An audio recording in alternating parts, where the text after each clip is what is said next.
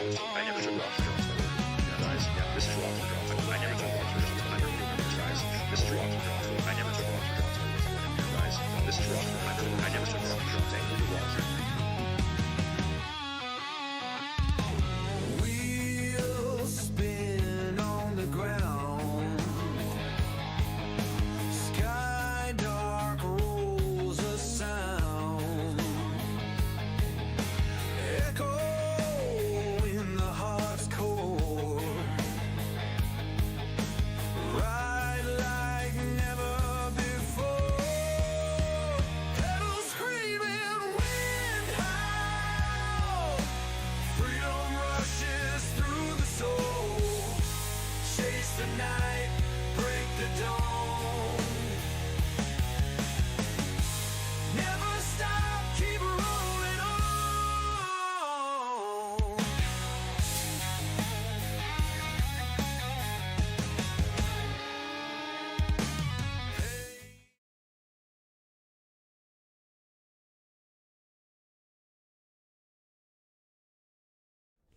Dudes, a little bit of black screen there, guys. Hey, dudes. Saturday morning. Looks like it's about 6:04 in the morning. Colin here over at Inside Cycling. Well, guys, we are on the 2026 edition of the Tirreno-Adriatico. Dudes, I've been following along. I've been a little bit busy lately. Got some weird stuff going on with my green screen back here. Look at this. It's like bright, dark. Kind of weird. Sorry about that. Not sure what's causing that right now. Head's chopped off. I still have hair. Yeah, still have hair. Scratching my forehead to pieces. Though, let me close some stuff down here, guys. We're going to close this. Close that tab. Dudes, where are we at? I thought it was stage 5 this morning. So we are doing San Severino Marche. Marche is the region that Giulio Pellizzari's from. Which he's at the other race, isn't he? No, he's at... I don't even know. No, he's at this race. Sorry, guys. He's at this race. I have been catching just a bit of highlights. Been super busy the last couple days. And I had stream set up. Got up in the morning. I'm like, yeah, I can't focus on it right now. Lots going on. So, yeah, we're doing San Severino Marche to Camerino. I think we actually do the Camerino climb 3 to 4 times. Can't really zoom in there. You can see there's a little tiny loop there. Camerino. Where are we in Italy? So here's Camerino with the actually the University di Camerino here. Guess they got a big college here or something. This is the part of the world we're in. We are getting closer to the Adriatic right now. That's Camerino right there. Adriatic's right over here. So you can see we are in a mountainous region here. Mountains here. Yeah, we're kind of like in a big upland area here. Flats in between in these valley systems where all the farming's going on. We're up in this part of the world, just off the edge of these mountains here. Jumping over to PCS and jumping into chat. So, guys, where are we at right now? I noticed PCS did a little bit of a reset this morning. There we go. They backed me up. Actually, we were over the climb. They backed me up. 95 kilometers to go. We've been racing for 2 hours and 18 minutes. That Sasso Teto is a brutal climb. 13.1 kilometers at 7.3%. Tough climb, guys. It's like a 910-meter climb. 920, 930 meters, something like that in that climb there. Taking a look at the GC here, Isaac Del Toro, we saw him do quite well yesterday. Giulio Pellizzari, Matteo Jorgensen, Primos, 4th place. Giulio Ciccone for Lidl Trek, Tobias Halland Johansson, Alessandro Pinarello, Ben Healy. Ben was on the move yesterday. Magnus Sheffield, still doing really well. That's all based on his time trial early on. Santiago Butrago rounding up the top 10. Going to bounce back here quickly, guys, and we'll take a look. So you can see yesterday, Michael Volgren here at Tirreno-Adriatico. That was yesterday. Over at Paris-Nice, Harold Tejeda wins the stage there. That's stage 6. They're one stage ahead of us there. We do have live feed now, guys. We got some live feed, seeing some action shots here of Mr. Mathieu van der Poel. And we can look at stage 7 of the Paris-Nice, guys. I just saw this morning. I did see a little thing saying the stage has been shortened due to heavy weather. I got to assume it's rain and snow. Take a look at the Paris-Nice stage. It's only 47 kilometers long and just a big climb. Big climb, guys. This race actually starts pretty soon this morning. Yeah, I think it starts about half an hour from now, something like that. Actual GC there. Jonas. So Jonas has been kind of building his lead in this one, pulling away the whole time. Jonas, Danny Martinez, Steinhauser, Kevin Vauquelin, Lenny Martinez, Mark Soler, Ion Izagirre, Matisse Rondel, Alex Baudouin, and Harold Tejeda, who I believe was the winner yesterday. Let's have a quick look at that again. And get into the chat here, guys. Let me just have a quick look. Yeah, Tejeda won yesterday there. Paradis, Volgren at Tirreno-Adriatico, 11 seconds ahead of Isaac Del Toro. Was it the stage before? Stage 4, Mathieu van der Poel. Guys, go back and watch the highlights of Mathieu van der Poel winning that stage as well. Where he did like almost a triple kick to win the stage. And just made them look foolish, really. Just made them look foolish. Mathieu van der Poel. Watching the loop here of the course now. Watching the Camerino. So we are in Camerino. We're wedged in between the mountains. We kind of go up on the mountains to the west. That's where the climb is. Climb is on the west. We come downhill into Camerino. Climb again. That's on the bottom of the screen right now. They show Camerino 3 times. But from the profile here, I think we're doing it 4 times. Just this first loop here does not have a mountain points. So we got 5, 3, 2, and 1 points. 5, 3, 2, and 1 again. Plus the finish line, 5, 3, 2, and 1. Sassateto was 15 points at the top. Ghana got 10. Ghana got 10 there, guys. Looking at the general, it's the guys up front right now. Clement Braz Afonso and Guillermo Thomas Silva, both up 15 and 17 spots respectively. Putting them into the lead for now. That's not going to last much longer, guys. Still in phase 1 of the race, though. We're still in phase 1. Hasn't really taken off yet. Over to the chat, dudes. Over to the chat.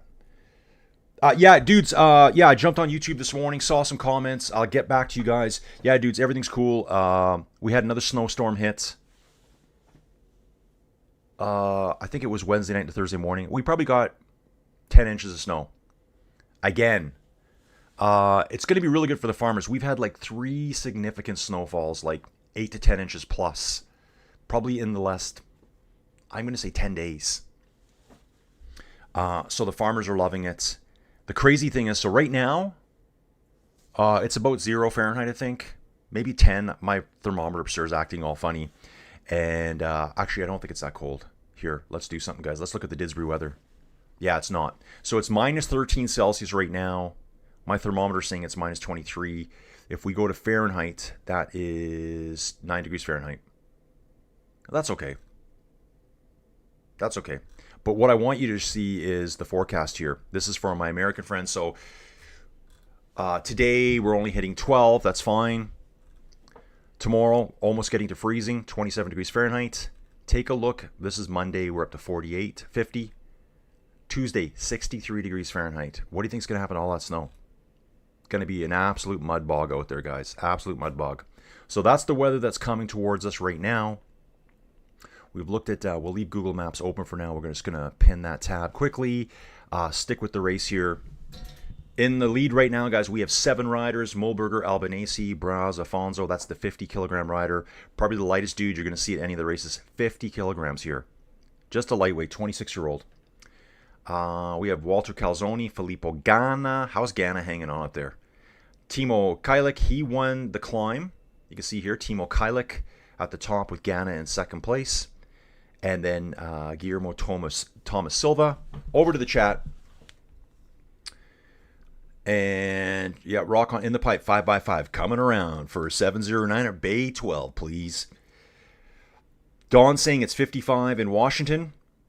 Dave's back. Good morning, folks. Did everyone see Jonas destroy the field at Paris-Nice? I saw the highlights yesterday. Yeah, sympathy to Juana Yusuf for crashing out. I didn't even actually check to see what his injuries were. Aaron saying good to have Colin back in the DS car. Hope life has been well and not too cold. Dude, it hasn't been too bad, just lots of snow. Dealing with lots of snow. My appointment on Thursday morning got canceled. Property management appointment because of all the snow. So I'm actually going there this morning at 10 o'clock. So I'm trying to get this figured out. Yeah, it's 6:15 in the morning here. And I've got 89 Ks to go. It is lumpy bumpy. So it's going to take a bit, sub 3 hours anyway. So I'll have time to get this all done, wrapped up, put some clothes on, and get to my appointment at 10 o'clock. It's basically just go, meet the people, take pictures of the property. Looks like a nice acreage. I found it on Google Maps this morning. I know I passed this house probably 1,000 times in my life going down that road. And just so they get to know who I am, I can evaluate it, figure out what we're going to rent it out for. Aaron Smith, the carnage on stage 3 in the rain and crosses were 15 riders. DNF was 200 kilometers, a bang time. Dudes, I know. I'm sorry I missed these last couple days. Dave saying, missed you, Colin. Is there going to be snow in Isla? Dude, I think that's what's happening. Are they racing the schedule race? They shortened it. So, dude, we're talking Paris-Nice. I saw something. I don't even know where I saw it this morning. I woke up at like 3:30, and I saw the race had been shortened by 48 kilometers. So it would have been just double this length. Yeah, and it said due to heavy weather. That's all they said. Let's check the weather forecast out. Do we have anything? So they got rain up there. It is saying it's raining up there.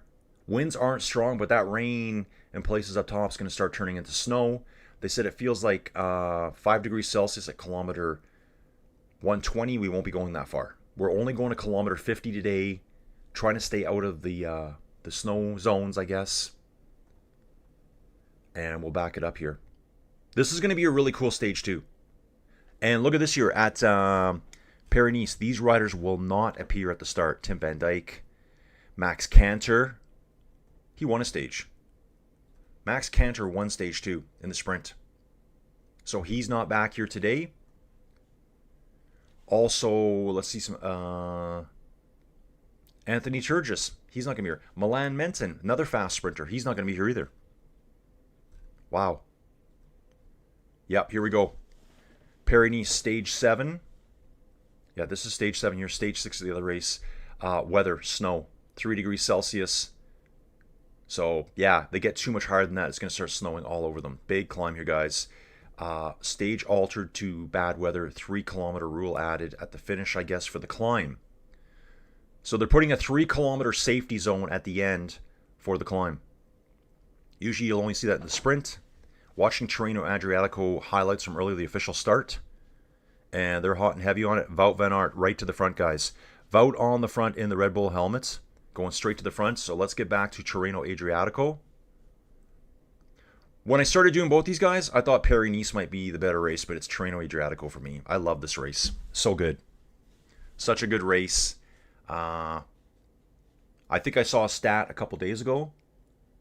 There's only been 2 guys. This is a kind of a weird one. There's only been 2 dudes ever to do the Tirreno-Adriatico Giro double, and Primoz is one of them. I don't even know where Hang on. Yeah, Primoz is here.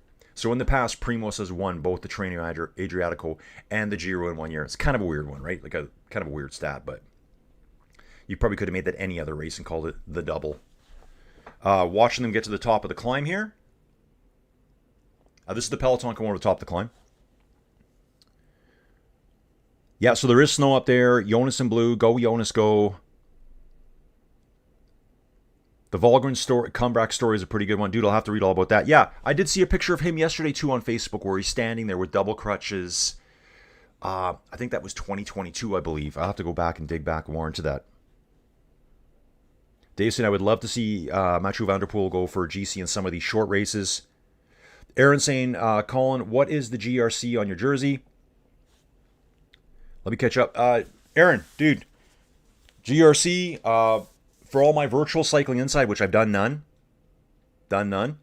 Watching the break here, we've got 6 riders in the break. They're saying there's 7. Where's our 7th rider? No, yeah, there is 7. One guy's so small. Clement Braz Afonso is so small, I couldn't see him there for a second. He is tiny. Tiny. Dude, so Zwift, Ruvi, My Whoosh, Training Peaks Virtual.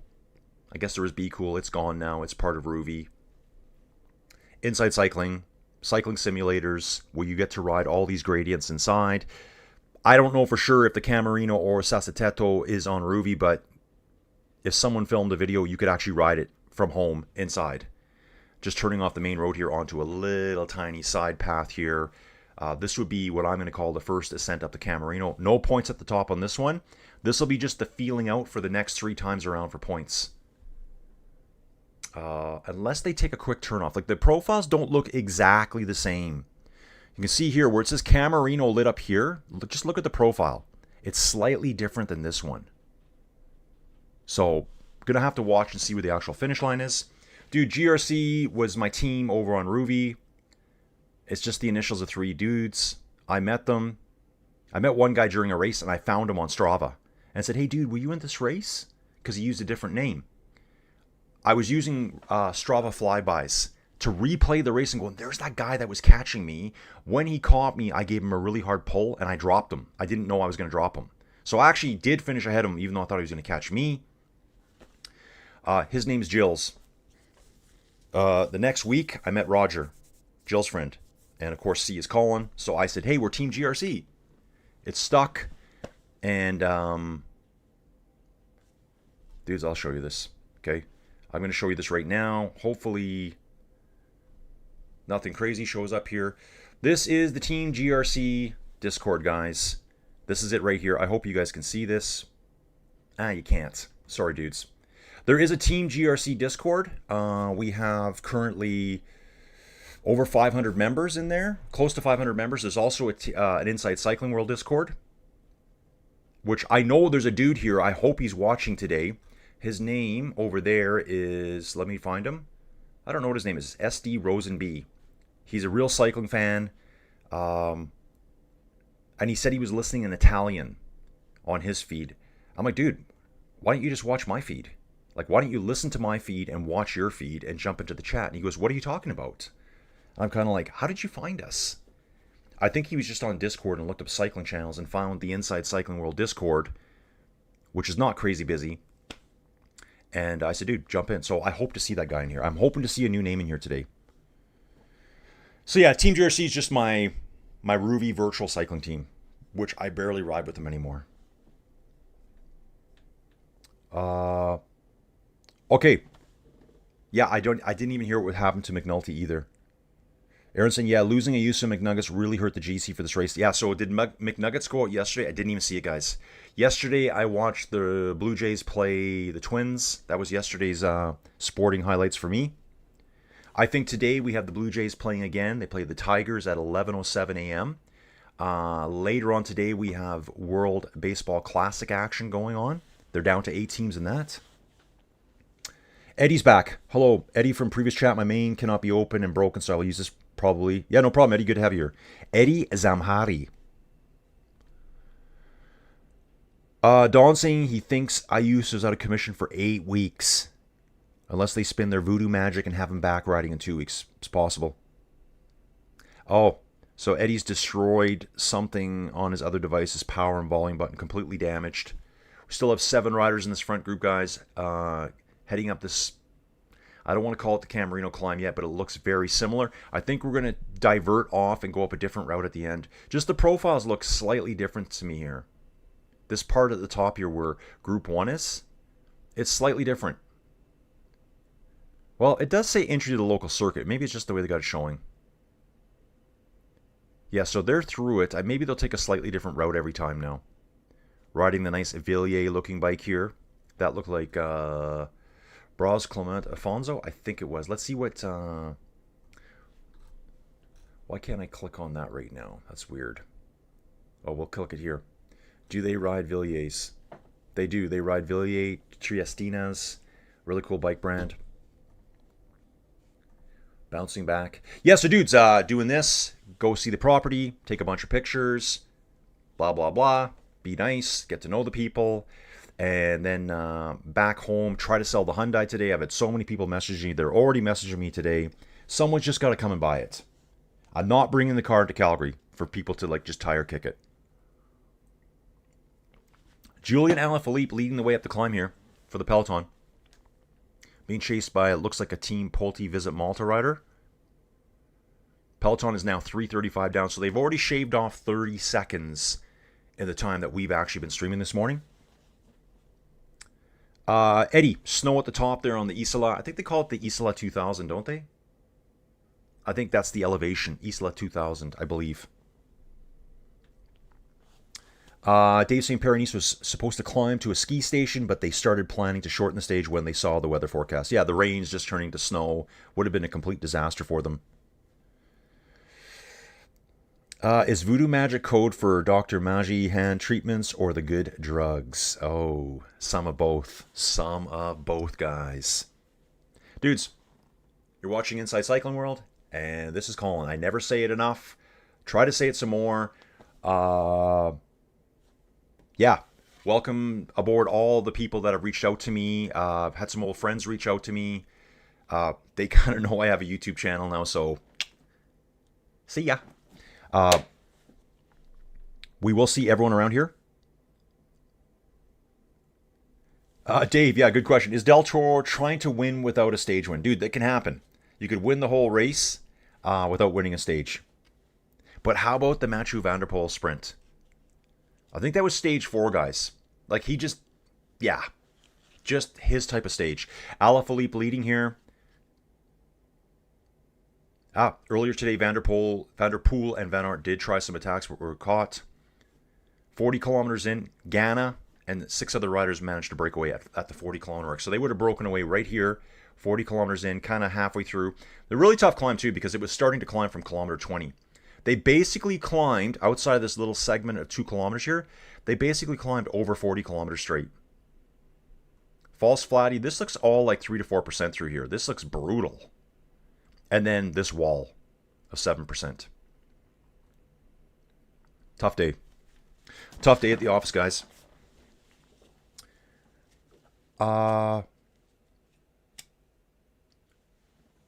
Toro could win GC without a stage win, but I do not think he wants to, so it seems primed to give it a go today. Yeah, dude, climbing stage could be a Del Toro day. I totally expect it out of him. Dancing, I heard Valgren almost lost his legs in 2021. Yeah, the picture I saw yesterday, I thought said 2022, but maybe it was well into his recovery. Eddie's saying that Valgren used to work there, race there in 23 and 24. Aaron's asking where it is. In Malaysia? Clement Braz, the ghost in the peloton. Flocky's cheering for Lenny. Flocky, how much money do we have on Lenny today? How much money do we have on Lenny? Take a look at the actual GC here.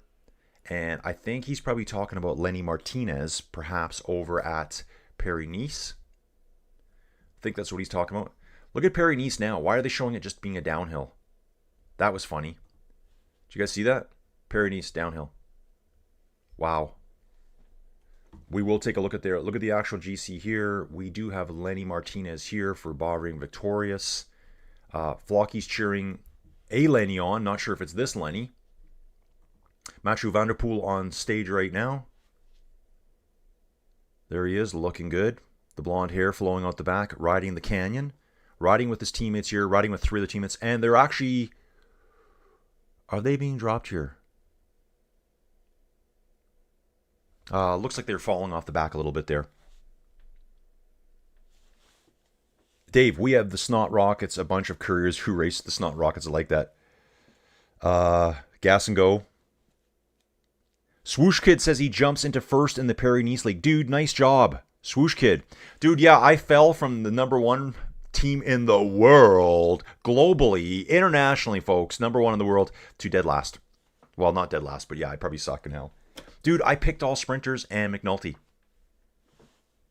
So, it was fun whilst it lasted. I'll check those out in a bit. We'll have to have a look for Swoosh Kid here.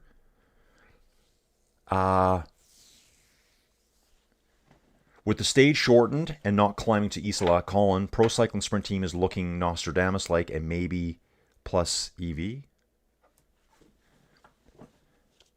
Swoosh channeling his Night Greek myth vibe. Yeah, Lenny Martinez is good. I think Paris-Nice turned into a sprint stage. Without a climb, Lenny has no chance. Dude, I don't know what they're doing here. Like, going back to Paris-Nice, before it showed an uphill climb, it's still showing an uphill climb. They're still showing the detail profile here. It's just this part when they show this downhill. It looks kind of funny, doesn't it? Dude, we do have coverage of it. We will have coverage of it right away. I'm gonna have both videos going at once here. So we will be checking that out.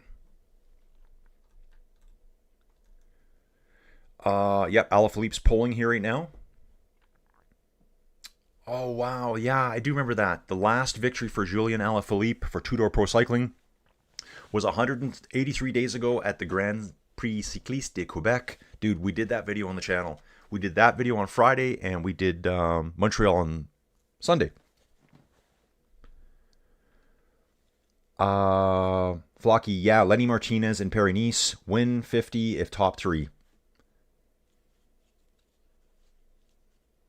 Dave, I hope the crash doesn't kill Ayuso's season. He did not look good, motionless on the side of the road. Yeah, dude, he was pretty much out of it. He's got half of March and all of April to try to recover for the Giro d'Italia. I guess he probably won't do that either. That's 6 weeks. 6 weeks of not, being able to ride at your best either. So, a real setback for Lidl Trek. We are now looking at the Basilica di San di Venazio.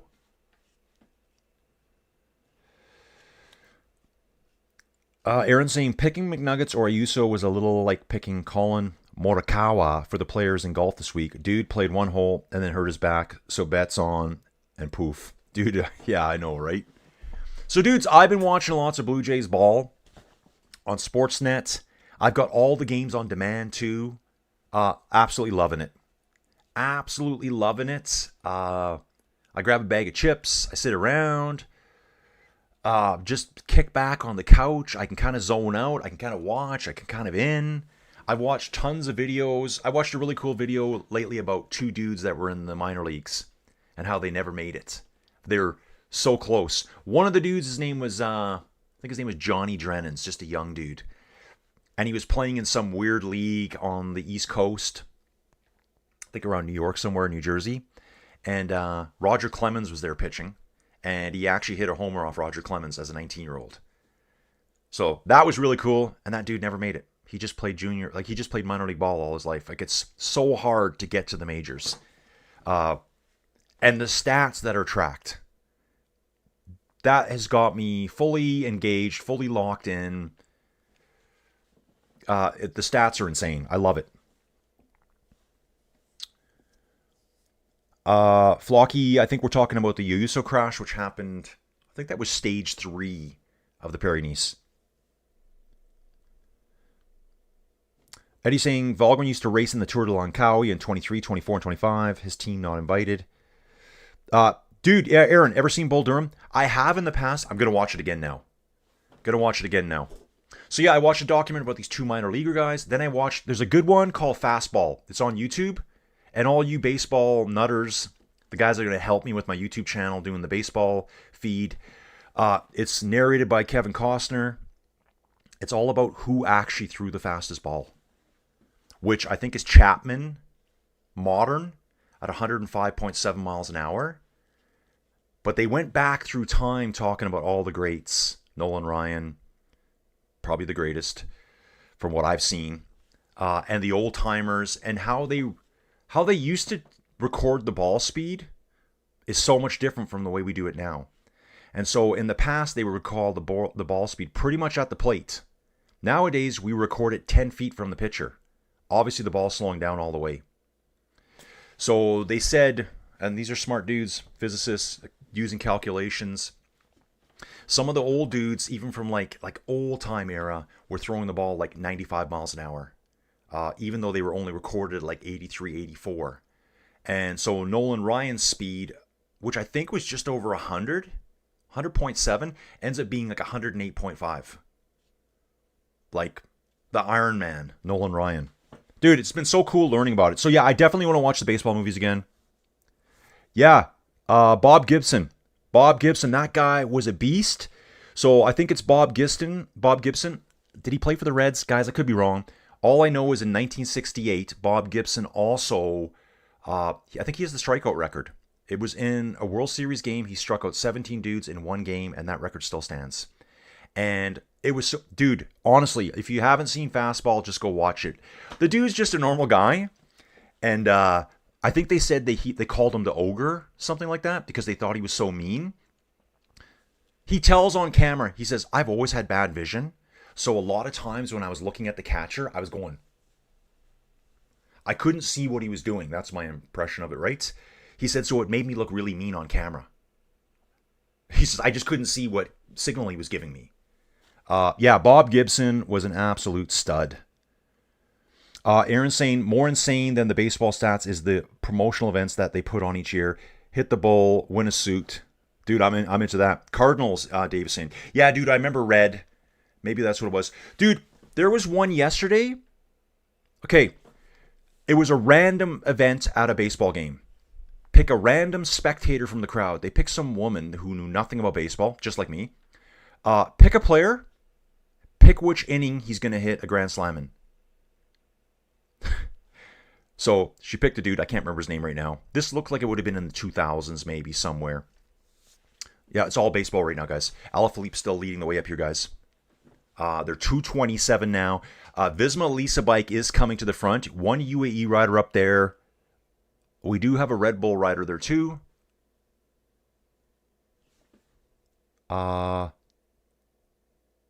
Dave saying Doc Ellis pitched a no-hitter on LSD. So, dude, they pick a lady. Pick a player. She supposedly didn't know baseball. Tell me which inning he's going to hit a grand slam in. Like, the chances of him even hitting in that inning. You never know, right? Depends on the batting order. He shows up. Somehow before that, the bases were loaded. He hits a home run. He scores the grand slam. That lady won $1 million as a promotional event at the stadium that day. Just kind of blew my mind away. Blew my mind. Or there's another one called an immaculate inning. 9 pitches, 9 strikes, out. It was fairly recent. Dude, I won't remember the pitchers' names. I would say they're not big brand names. You guys probably love these dudes. I don't know them yet. Second inning, guy throws an immaculate inning. Replacement pitcher, relief pitcher, whoever you want to call him, closer, throws an immaculate inning in the 7th inning. It's a 1 to 40,000 odds of doing that in one game. It's a 1 to 1.6 billion chance of doing that in the same game, 2nd and the 7th innings. And to make it even more juicy fruit, they both struck out the exact same 3 players, which makes sense with the batting order, but it didn't have to work out that way. It could have been 3 completely different players, or one of those players, right? Kind of mind-blowing to me. Aaron Cal Ripken was, and will always be the Iron Man. Nolan Ryan was called the Express Train, a homage to Walter Johnson, the Big Train, who essentially just threw a fastball and a great one. Yeah, I saw a lot of cool dudes. Randy Johnson, like, holy, the Bird, right? I didn't know he was 6'10". I knew he was tall. There was a dude named Goose. Goose Gossage, I think was his name. I mean, he was deadly too. There's so many, and it's like anything. I have so much data coming in my brain. I probably need to watch it again. I passed Baltimore Stadium on my way to Washington, D.C. Cal Ripken is a baseball legend in that city, the Baltimore Orioles. Dude, I'm going to find a documentary on him. There's pretty much a really good documentary about every good player out there. I started watching a Greg Maddux one. All I know about him is he grew up in Vegas and he likes to gamble. So I obviously got to watch a Roger Clemens one. Flocky saying Madonna was in a baseball movie. Aaron, Fernando Tatis Sr. once hit 2 grand slams in the same game. Like, what's the chance, right? Lou Gehrig would always be the Iron Horse. Only reason he left because of ALS. That's right. Lou Gehrig's disease. A League of Their Own. That's right. A League of Their Own where the women's teams were playing. I think that was World War II, I believe. On the front, dudes, we still have our 7 riders. 218 ahead of the peloton. And we can take a look here. Oh, look at this. They're marking out the climbs here now in the detail profile. So we went through Tirreno, 1.7 kilometers at 6.4%. Over the top here, we're going to take on Crisperio, 0.56 kilometers at 7%, this little wall here. Then we're going to bomb down into the valley system again before we come back up and take it all on again.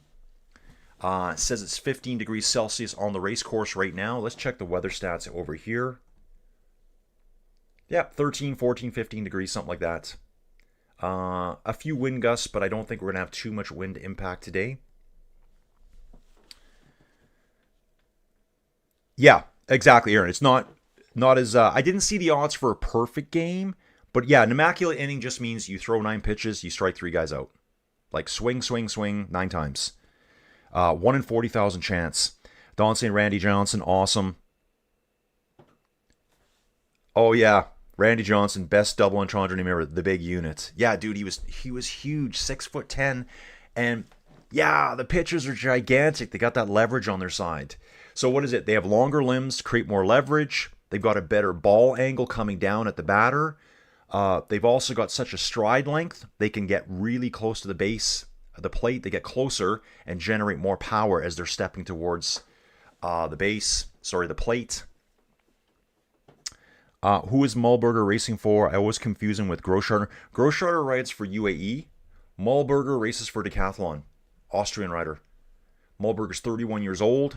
He is from Heidershofen in Austria. What has he done? He's got stage wins at the Cebu Cycling Tour, Deutschland Tour. He actually won the GC at the Cebu Cycling Tour in 2020. Let's see what he did last year. What was this racing like? Tour Guangxi, I would have seen him there. Did all the autumnal classics last year. Not all, but a lot of them. Tour de France. Wow, he was 18th at the Tour de France. I wouldn't have known that. 3 breakaway days. Best place last year at the Tour de France. He got 11th on the Mont Ventoux stage. So he's a climber. Has to be a climber. GC climber right here. Weighs 64 kilograms. He's actually almost 30 pounds heavier than Clement Abraz Afonso. That's insane. 50 kilograms. Dave, started, middle, relief, and close, basically. I mean, okay, Swoosh Kid saying Justin Verlander and Max Scherzer's best 1-2 punch. Go Tigers. Yeah, Max, I believe. Actually, I started watching something that showed... Dude, I've been watching so much. It showed an image of Max Scherzer there. I just remember him playing for the Blue Jays last year, just refusing to be pulled off the mound to the coach. I forget the coach's name. And just some crazy stuff. Like, dudes, like guys fighting their managers in the locker room. I saw one where this dude, he's a pitcher, fought and tried to beat up his manager. You guys all know him. Pineda? I don't know. He might have been on a red team as well. He's very famous. He had the coach down, and it was caught on camera. It was caught on camera. Like, the pitchers are like absolute, like seriously, the term loose cannons. Like, a lot of them are absolutely wild men. Dudes that try to hit people all the time. Großschartner would have been a great rider to lead Gerolsteiner. Yep, the German beer. Swoosh Kid, I think the Jays play Detroit today. It's this morning for me. It's at 11:07 this morning, so I'm going to be leaving here at 9:15, 9:30. It's 3 hours away, I guess, to go look at that property, to race home, to sit my butt down and watch that baseball game. Dave's talking about Bill the Spaceman Lee, who I don't know right now. Dude, so many awesome names in baseball. And dudes, I got to say, I didn't know how hard it was to get there. Like, how many dudes are trying to get to the big leagues? And how many good players that kind of flounder in the minor leagues for years and years and years, and finally they get a chance. There's a dude I'm watching on YouTube. I think his name is Turner. I think he was a pitcher. And I think he was in minor leagues for 5 years before he finally made it. Then I think he played 11 years Major League Baseball. Maybe one of you guys know who that is.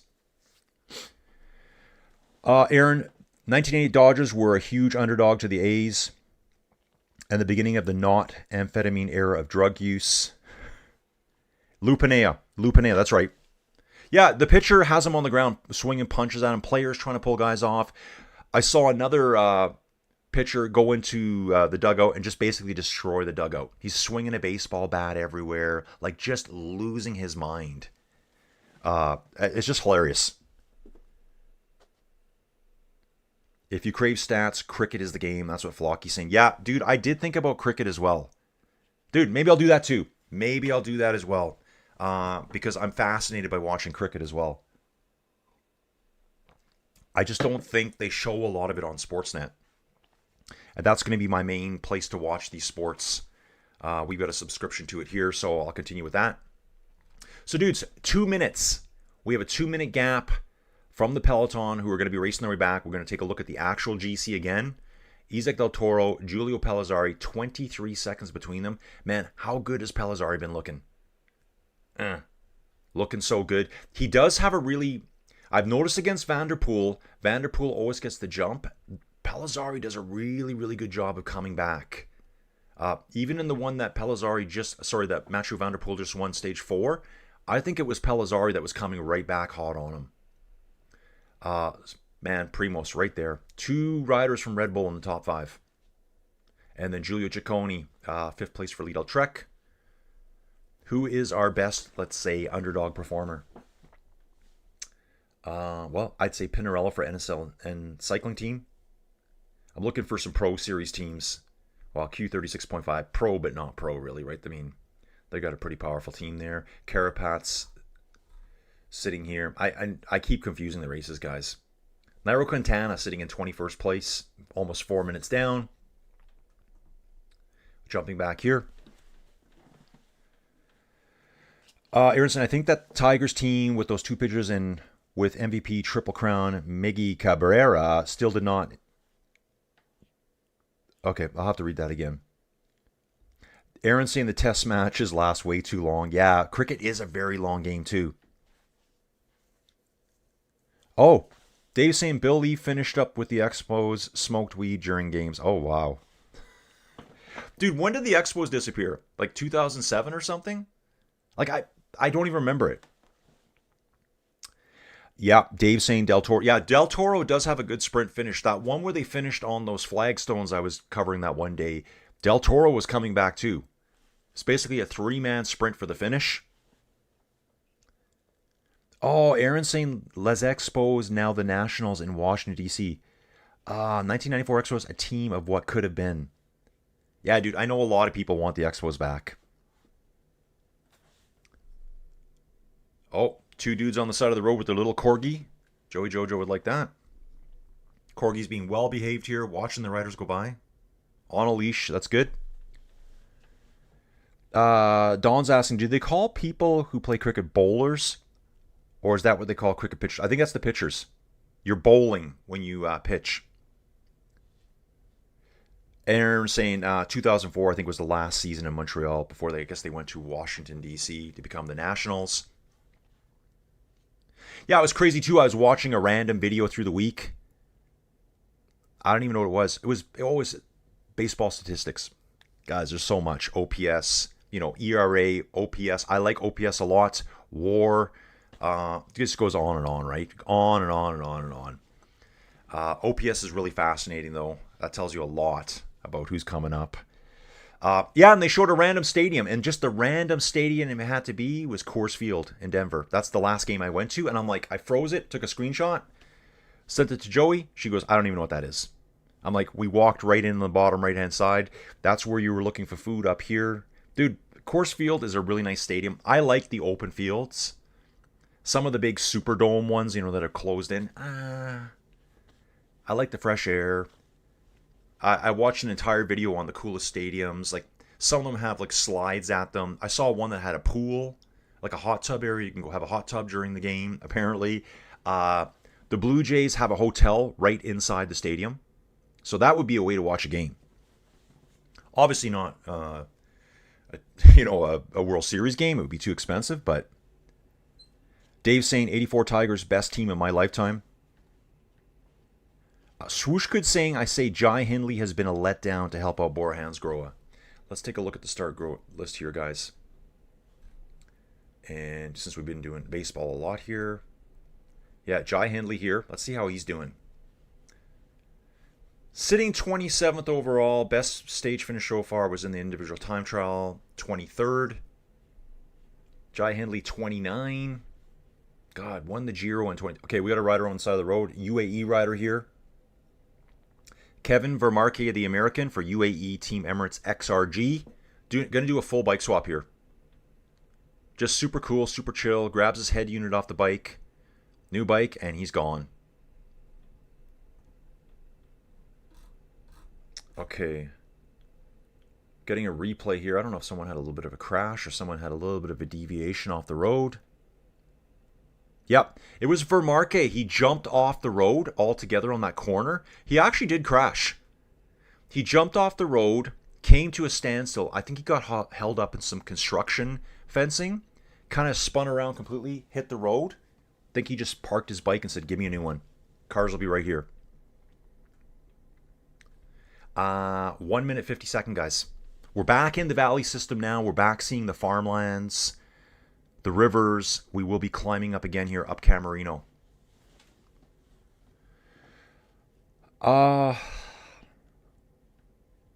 Aaron saying Stade Olympic was a dump with no character. AstroTurf sucks and all players hate it. Okay.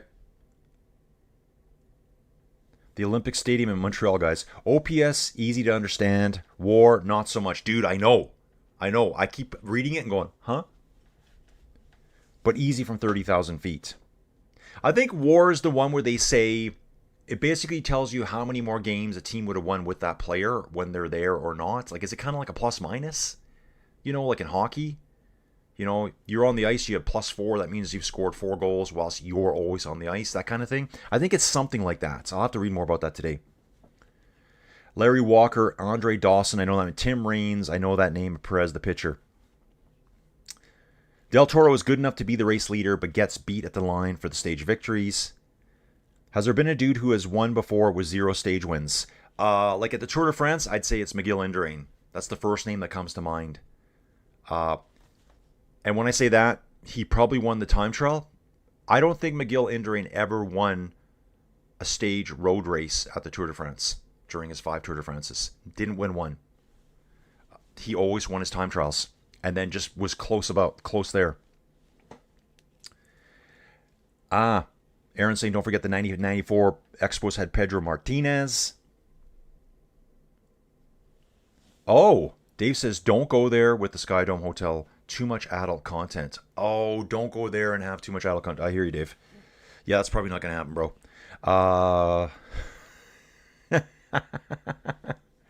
Dude, you guys are the baseball experts here. It's not me. Yeah, Aaron's saying there have been races, including the Tour de France, that have been won without a stage win. Yeah, I think some happened in the past too. Yeah, guys, so I will be doing the baseball stuff. I'm going to do it. It's going to be at night. I'm going to figure out how to do it. Something similar to this. Sportsnet over here. Stats over here. Dudes, here's a question for all you baseball fans. What is the goofy looking baseball simulator that I see a lot of the other YouTube channels use? Now, when I say goofy, it looks like a real simulator. Okay, it's talking about the crash that happened before. That was Vermarque. It's terrible graphics. It doesn't look like a video game. It's really goofy, but it's simulating the game itself. So I think that's how a lot of the YouTubers use it. I don't want to do that because to me, it looks terrible.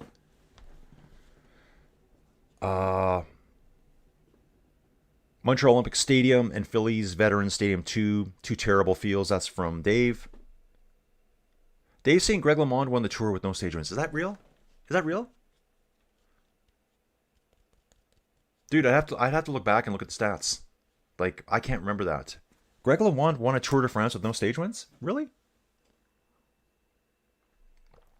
Guys, Alaphilippe pushing hard with Michael Storer on the front of the peloton, doing all the chasing right now. Alaphilippe just burying himself here on the flats.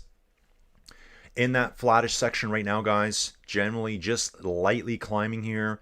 It's going to be 3 kilometers at 9% almost. Quite the wall here going up Camerino. 139 is the gap now.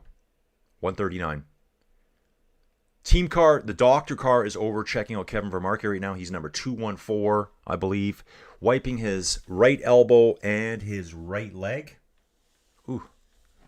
Let's see his leg there. Yeah, just trying to get a good look at his leg there. As I was doing a lean over so I could get around the camera view. He basically just fell onto the ground. He was virtually stopped. He does have some tape from a previous injury on his left leg. Over his knee. Aaron saying other terrible fields on the riverfront, St. Louis, Bush, Houston Astrodome, to name a few. And then thank you, Ball Management, for creating new era with Camden Yards around 1993. Dave Alaphilippe doesn't get his due lately as a talented rider. Yeah, dude, he's working hard today. He is working hard today. Yeah, the Coors Field we went to, I loved it. It was all brickwork on the outside, cool restaurants. I guess where the bullpen is, there's like a little nature area down there, and I didn't know this. You can go walk around in there and get pretty close to the bullpen. So I think it's like a little nature area. So if anyone that's been to the Denver game and seen that, let me know.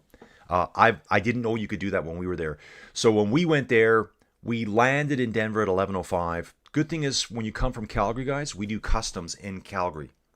So check this out. We check in right this way. Go to security. I get right through. Joey doesn't. They always got to check her out. Check all her jewelry out, all that kind of stuff. Then inside the Calgary airport, there's like a little strip with the U.S. Customs dudes, and behind him there's a Calgary police officer. So I've always thought, I'm like, am I on U.S. soil right now? So I asked the dude one time, he goes, yeah. He goes, this is technically U.S. soil you're on right now. He goes, the second you step over there, you're back on Canadian soil for now. I'm like, that is so weird to me. And all these U.S. Customs dudes live in Calgary year-round. So they all live up here. They're pretty much Calgarians, but they're Americans living up here working for U.S. Customs. So we do all the customs in Calgary. So when we go to the States, you get there, you're just free. You just go.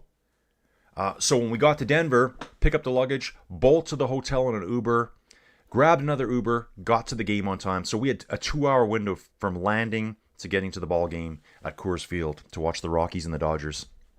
Dodgers, fantastic. That was just this year, guys, 2025. Rockies, not so fantastic, but it was still fun. Yeah, Aaron, exactly. Alaphilippe, most certainly on a second peak of his career. Marianne Roos treating him right. Oh, that must be his girlfriend. Yeah, dude, Alaphilippe's looking better lately. Oh, Aaron saying Coors has some good spiced almonds. I didn't know that, dude. I didn't know. We just hit the beers. Joey wanted to do some shopping. I would say the place we were there, I'm not good at rating baseball fields. It just had a tiny little area for clothing. I'm just going to say it wasn't girly enough for Joey, so she refused to buy anything. Spiced almonds. Dave's saying, a friend of mine mentioned that when the Sky Dome is open, it looks like a giant toilet bowl. And Aaron's saying the Rockies historically bad. Yeah, I looked this. Yeah, they were terrible. Just terrible. I think they said the best stadium in one of the reviews I looked at, like with the roof, would be Seattle. They really like Seattle Stadium as a dome type one because I think they play with it open all the time. And the only time they kind of close it, it's more of an umbrella. So I was at the Lumen Field right next door to that baseball stadium for Metallica in August, September of 2024. We were going to go to the baseball game as well. Not the baseball game.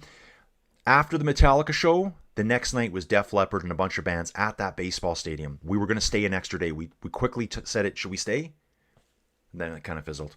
Top picks for today, guys. PCS, Isaac Del Toro, Matteo Jorgensen, Giulio Pellizzari, Primos, Giulio Ciccone, Tobias Holland, Johansson, Tiberi, Butrago, Ben Healy, Timon Aaronsman.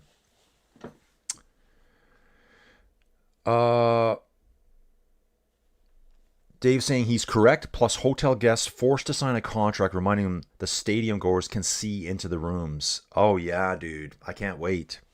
People are going to be looking into my room. Spiced almonds, hot alternative to the peanuts you get with the beer.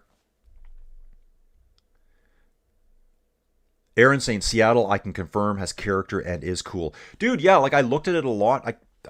The football stadium is really cool there too. It's a good location. It's a little bit industrial there. Like you're right down on the water.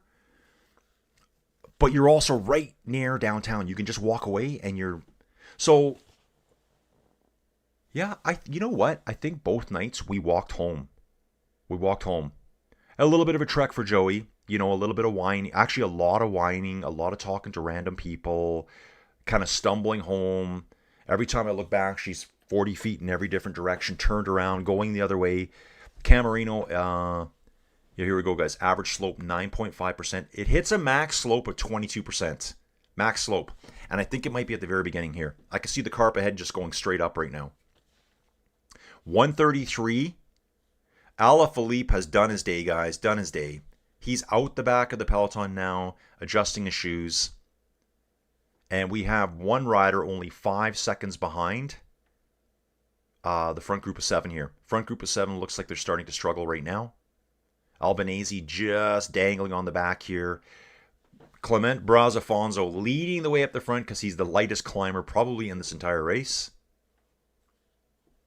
Yeah, there goes Albanese. He's out. And actually, yeah, who's 5 seconds back? Let's figure this out.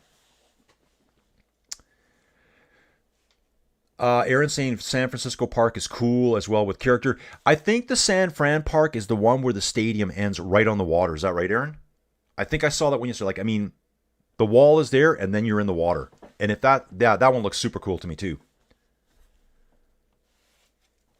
Dave's saying I think the baseball field's roof is more like garage doors. Wrigley Field with ivy on the walls. Yeah, Wrigley Field they talked about. So they talked about, yeah, it'd be Wrigley and the other old-timer one.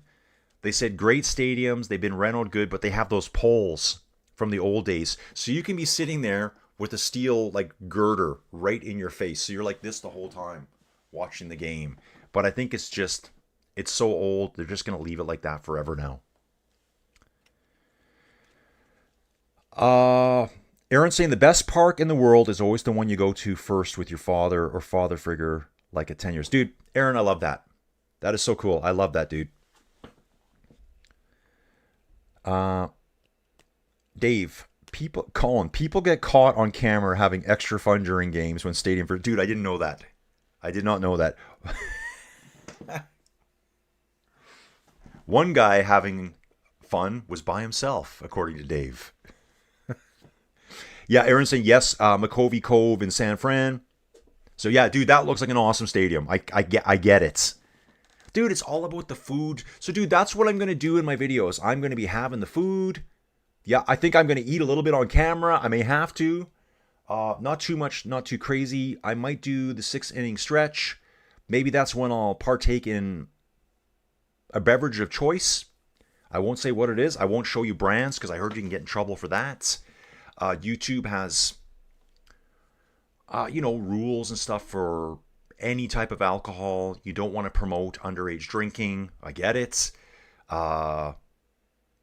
Dudes, think about that here in Canada. You Americans, it's 21, right?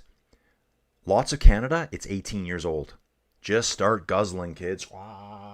Other parts of Canada, like I think in Ontario for Dave, it's 19 years old.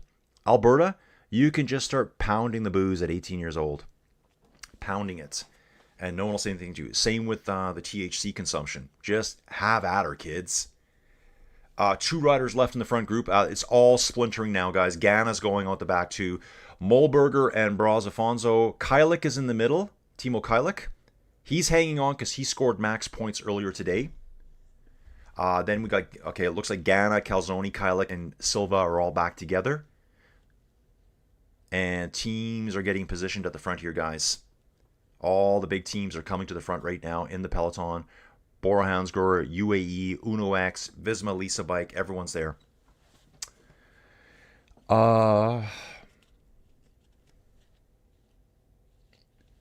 Fenway Park. Yeah, Fenway. That's another big one. Aaron, how many parks have you been to? Sounds like Aaron has been to a lot of parks. And dude, that's kind of a bucket list thing I want to do. I want to take trips to the States. Toronto too. And arrange it so I go to a concert/baseball game on every trip. Make it like a 3-day weekend. Maybe fly in like on a Thursday, catch an afternoon ball game on a Friday, Saturday hit the concert, Sunday bail out. I think that would be so fun. Dude, is it the 6th or the 7th? I've heard them call them 2 different things. I thought it was the 6th in MLB and the 7th in Japan. Yeah, it's the 7th, isn't it?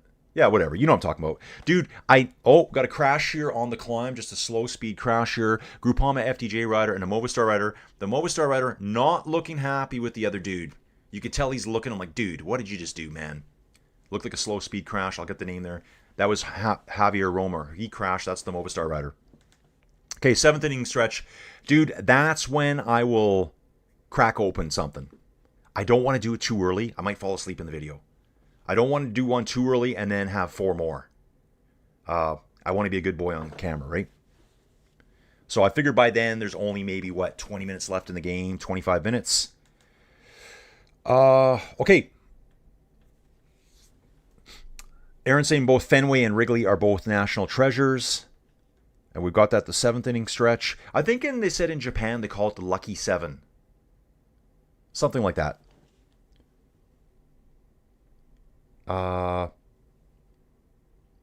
Empty saying, let's go, 16 here. Empty, where are you from? 16 to drink? Wow. Dave says he's always looking back for blue lights chasing after him. Yep, 3 green monster, wicked old. That must be the old stadiums they're talking about there with the big green walls. Aaron, 18 makes sense from age of majority. You're an adult perspective. 21 is like my mom's and insurance companies. Yeah, exactly. And then, dude, even here, Clement Afonso and Mulberger riding together here. How light is Mulberger? Mulberger is 64 kilos. We looked at him earlier. He is a climber. And then Clement Afonso, 50 kilograms. So 14 kilograms, guys. That's 30 pounds. He's 30 pounds lighter. Is that real? He does look tiny on the bike. So he's going for it. Yeah, so here, 25, your insurance rates in Alberta just plummet. I always think it's weird with 18, okay, for you Americans, okay? How do I put it? You can go overseas, you can fight in the military, you can put your life on the line, but you can't crack a beer. I hope they do when they're in the safe areas.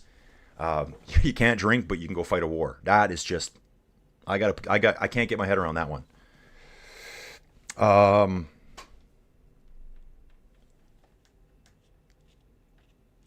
Aaron's saying he's been to about 20 ballparks, I think. Some are not still around, and there are some new ones I have not been to. Dude, I'm looking forward to the Vegas one. So what's going to be called? The Vegas Raiders? What do we call them? The Vegas Athletics? Yeah, that's the football team, isn't it? They've taken over everything Oakland. Looks like we're losing one rider. It's Calzone. Calzone's been dropped. This is super steep here. This is so steep. It's not Sketchville, but it's steep. Mulberger and Afonso on the front, dudes. Pulling away now. They've got a 30-second gap over the chasers, which includes Ghana. 500 meters to the top right now, dudes. 500 meters. Wickedly steep here. Lots of barriers. Yeah, dude, so think about it. You'll be able to go to Vegas, have some fun, catch a ball game right on the strip. Right on the strip. Got an attack by Richard Carapaz here coming out of the peloton right now. Blue smoke down the ways. Carapaz attacking. Let's go, Carapaz. We love this guy. Is he past his prime? Probably. Let's take a look at Carapaz here. 32 years old. But don't forget, though, Giro d'Italia last year, right? Let's take a look. Is he past his prime? Finished 3rd overall at the Giro last year. 3rd on one stage, 3rd on another, 4th. Yeah, 1st on stage 11. Can still climb. I hope this guy does well this year for EF. Mulberger leading Afonso over the top of the Camerino here. They're getting to it right now. 2 EF riders going up the road here, dudes. Vincenzo Albanese. I see what's happened. Albanese's been caught by Carapaz right now, so see how long Albanese can help him. Albanese looks like he's under control again. Maybe he just dropped back on purpose. Albanese was in that lead group all the way today. He's looking back. Yeah, he looks pretty controlled. I think he's going to try to give Carapaz a hand here. Dave saying, don't see the Jays at the Sky Dome. It's crappy stadium. Even the CFL abandoned it. Yep, slow speed crashes suck. Yeah, you can get hurt bad on those too. Okay, 7th inning stretch. Often last call at the stadiums. Okay.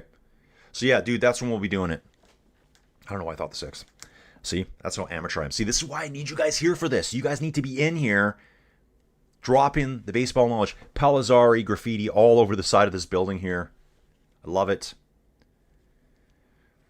Dave saying, in Quebec, if your parents buy it, you can drink at birth. Oh, at birth. Okay. Yeah. That is the very French way. Very French. Oui. Ah, oui. The Vegas A's. Okay, Aaron St. Colin. The green monster is the left field wall at Fenway Park. Yeah, dude, there's that one field where it's like this gigantic wall on one side and then it's a lot lower on this side. I think it's cool, like, every field is kind of different. And so every field has different rules for, like, stuck balls. I saw a stuck ball yesterday. Barger for the Blue Jays kind of put his hands up in the air at the Blue Jays training grounds. I forget. I don't even know what they call the stadium. It's called the TD something stadium in Dunedin, Florida, which is Tampa. They have their own stadium there for all of spring training. Yeah, the ball got stuck. He could have pulled it out if he wanted, but I guess it's a rule. If it gets stuck, I think it's a double. Because the guy got a triple out of it. So then guy goes over, does one of these, I think, which forces it to be a double, back things up a little bit.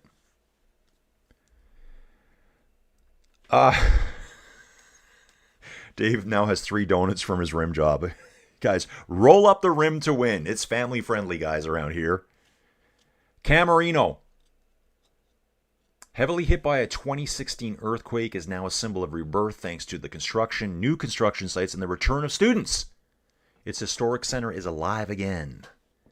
The arrival of the Tirreno-Adriatico in Piazza Cavour celebrates a community that, with determination and hope, has arisen once more, like Inside Cycling World, guys. Get it. Empty saying in Brussels you can drink at 16, but only things like beer and wine, which are low in alcohol percentage. Okay, so empty, I'm assuming you're from Belgium. Aaron saying if you have enough beer and wine, it can be trouble in Bruges. What a cool city. Spring training site field. Yeah, that's wherever it is in... Dude, I had no idea how they did down there. So it looks like almost every team probably has their own training site, training field down in Florida. That's my guess. I did go on Google Maps and look for it. We're doing it right now, guys. We're doing it right now. Mid race here. So I looked this up yesterday. Might be on a different computer. Dune. Okay. Sorry, guys. You know I'm doing dark typing here. Doing it in Florida. So this is where the Jays play. And I think if we zoom in, I found it yesterday really easy. Let's look for the ball diamond. Can anyone see it? Remember it was near a golf course. I think there's golf courses there. That's probably the stupidest thing I've ever said in my life. Yeah, it's in Florida. It's near that golf course, guys. You know what I'm talking about? Yeah. There's a guy named Bill there. Do you know him? Yeah, one of those. So then I did look up Toronto. And it showed up right away. There we go. Toronto Blue Jays training headquarters. There it is, guys. So this is Toronto's field. This is where they play. It's called the TD ballpark. TD, guys, is probably one of the most successful companies to probably come out of Canada that does well in the States now. That's a bank here. It's called TD Toronto Dominion. Back in the old days, they merged with Canada Trust, who was my bank. I've been a member of Canada Trust since probably 1986. So now it's called like TD Trust or something like that. 2 riders in the lead. They have a 34-second gap over Ghana, Calzoni, Kylik, and Silva. It's a further 1 minute back to Carapaz and Albanese, and the peloton has let those 2 go a little bit. Carapaz jumped out of the peloton and now has roughly 40-second gap over the chasing peloton here. Carapaz is now by himself. He's dropped Albanese on the climb. Remember, the first part of the climb is the hard part, but these little chunks afterwards aren't easy either. Here's 1.7 kilometers at 6.4% up into Tirreno. And we'll get back here. Dude, look at this guy. Sabatini Marco. Marco Sabatini. I'm near Camerino now. Hello. Buongiorno. And he's saying Crisperio. Dude, why did I see Crisperio? I saw that on the maps this morning. It's a location. Dude, it's on one of the climbs. Dude, that name Crisperio showed up on one of the climbs. I think... So, Marco Sabatini. Dude, whoever you are, thanks for watching us today. Is this where you live? Marco Sabatini. Yeah, there's a climb in here, guys, in this kind of like plateau area after Camarino itself called Crisperio. We're going to look for the name show up. So that's where Marco is right now. Dude, it's so awesome that people are on site watching the race and able to see and hear us, I guess. Yeah, so it is showing now that Albanese's been dropped. We do have 4 riders. Ganna's putting on a lot of power at the front, guys.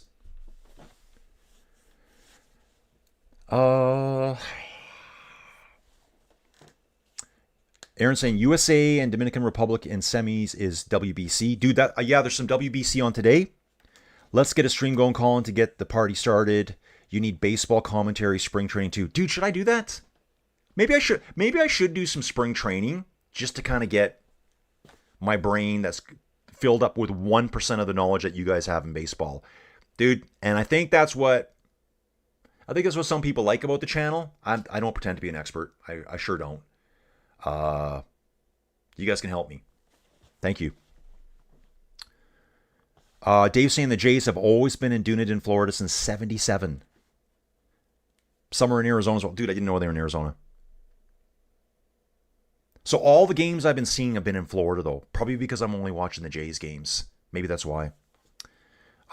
Today I'll probably watch whatever. There's a game that starts at 10. Another at 11, UAE pulling in the Peloton right now. And then there's games that start 3 hours later at 2. I think the WBC game tonight, the World Baseball Classic, starts at, I think, 5 my time. 5 or 6. So, yeah, that's what I could be doing all day today. La Marche in Italy is nice. Check this out. Dave says the new Boston Celtics arena is the TD Boston Garden. And actually, I think I saw a stadium in, yeah, I was saying, the Megadeth Iron Maiden concert in LA is called the BMO something, or the Bank of Montreal. Is that what that is? Aaron, Arizona stated to become popular in the 70s for Western teams and has more added the Cactus League, almost as big as the Grapefruit League. Okay, dude, I gotcha. I'll have to watch some of those games. Marco Sabatini says, yeah, he's right there. So let's see if we can see Crisperio now. So we're going up Tirreno next, guys. Hopefully the next time around we'll see Crisperio pointed out. It's one of these little climbs in here. I definitely saw it before. So Brazafonso and Mulberger have a 40-second lead over Ganna, Calzoni, Kylik, and Silva. Watching the blue smoke bombs go off here, the flares going off. Riders just love that so much. And then we got Carapaz. The last victory for Richard Carapaz was last year, stage 11 at the Giro d'Italia. We just looked at that before, guys. 297 days ago. Great stage here. Great stage. Dudes, while we're at it. But wait, there's more. While we're at it, Paris-Nice. Stage 7, Paris-Nice, Pont-Louis, Nucera to Isla. They're going to be climbing from about 100 meters in elevation up to over 900 meters in elevation. There's a rider, Tim Marsman, on the front here. Let's see who Tim is. Alpecin Premier Tech. He's 25 years old. Looks like he's kind of been riding like a lot of second-tier races. He's outperforming today, riding at a World Tour level. Did the Tour of Oman, the Santos Tour Down. So he's been riding more stuff this year. It looks like in the past, though, it's been a lot of more second-tier racing. Probably 0.2, probably 0.1 in Pro Series races. Here's a 0.1, 0.1. Here's a 0.2. I could tell by some of these races. Olympias Tour is a 0.2 race. So he's got a 15-second lead right now on the climb. And it's only 30 kilometers to go. It's going to be an all-out battle at the top, guys. Back to Tirreno-Adriatico. Love this race. And we're looking for that name, Crisperio, coming up again. We'll probably wait. Maybe it's coming up right away here on one of these little bumps. Okay. Rocking and rolling, guys. Carapaz and Campanarts in a breakaway for a 3-hour could cause seizures. Yeah, I would probably stumble over that word quite a bit. Aaron saying, funny related story to baseball, Colin. In the late 30s, all teams trained in Florida, and there was a new tournament in gold that set their tournament in April in order to catch all the riders coming up. Okay, I'm trying to... Okay, what did I read wrong here? In the 30s, all teams trained in Florida, and there was a new tournament. Set their tournament in April. Okay, Aaron, you'll have to fill me in. I just got lost here. Oh, that new tournament was in Augusta and was named the Masters. The rest is history. Okay, dude, now I got it. Okay, gotcha. Golf and baseball mix, guys. Carapats is getting frisky. Aaron's asking, is El Jaguar going to the Giro or Tour this year? Dude, let's take a look. See what Richard's doing. Richard Carapats here going to the Giro. So he's doing Milano-Torino. God, I got to stay on top of this, guys. That's coming fast. I don't even know what the date is. Okay, it's the 14th today. Happy St. Patrick's, early Patrick's Day. Have your green beer tonight if you want. Yeah, Milano-Torino's coming up. There's also another race in the Sixes Classic Series I'm in. I think it's called Danilith Korsk, something like that. So I got to get a team ready for that. Then Richard is riding Catalonia. And then in May, obviously, he's doing the Giro. So, main man for the Giro there for EF.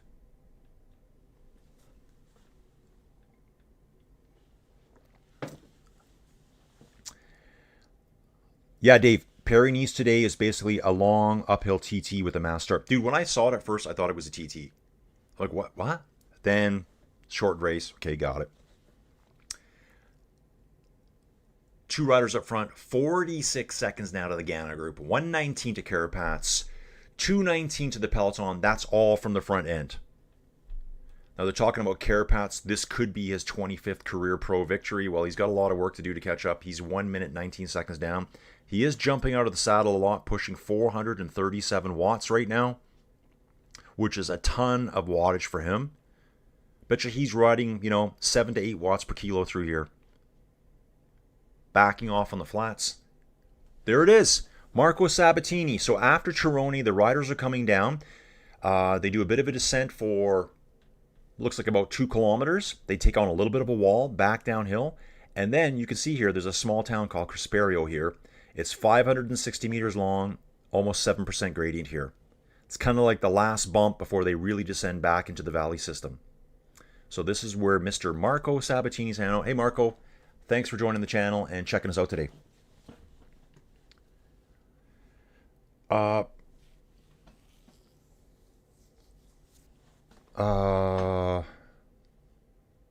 Aaron saying DR went woodshed on Korea last night. I think they will be a favorite in the semis, but depend on the pitchers.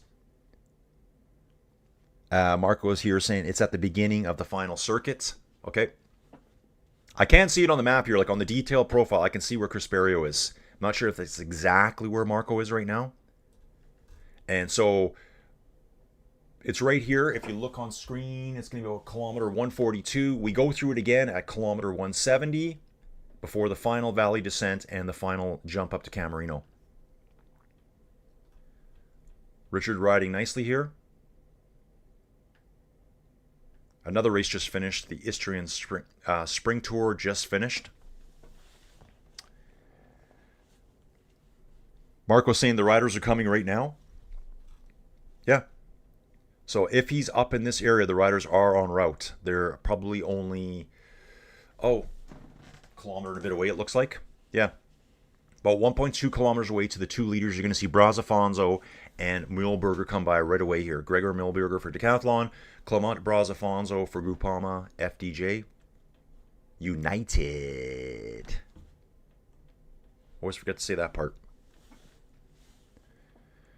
God, I'm feeling like I need another coffee. Do I have time to get a coffee, guys? Maybe I can get a coffee on the flats. I might grab another coffee here, dudes. Just trying to get jacked for the day.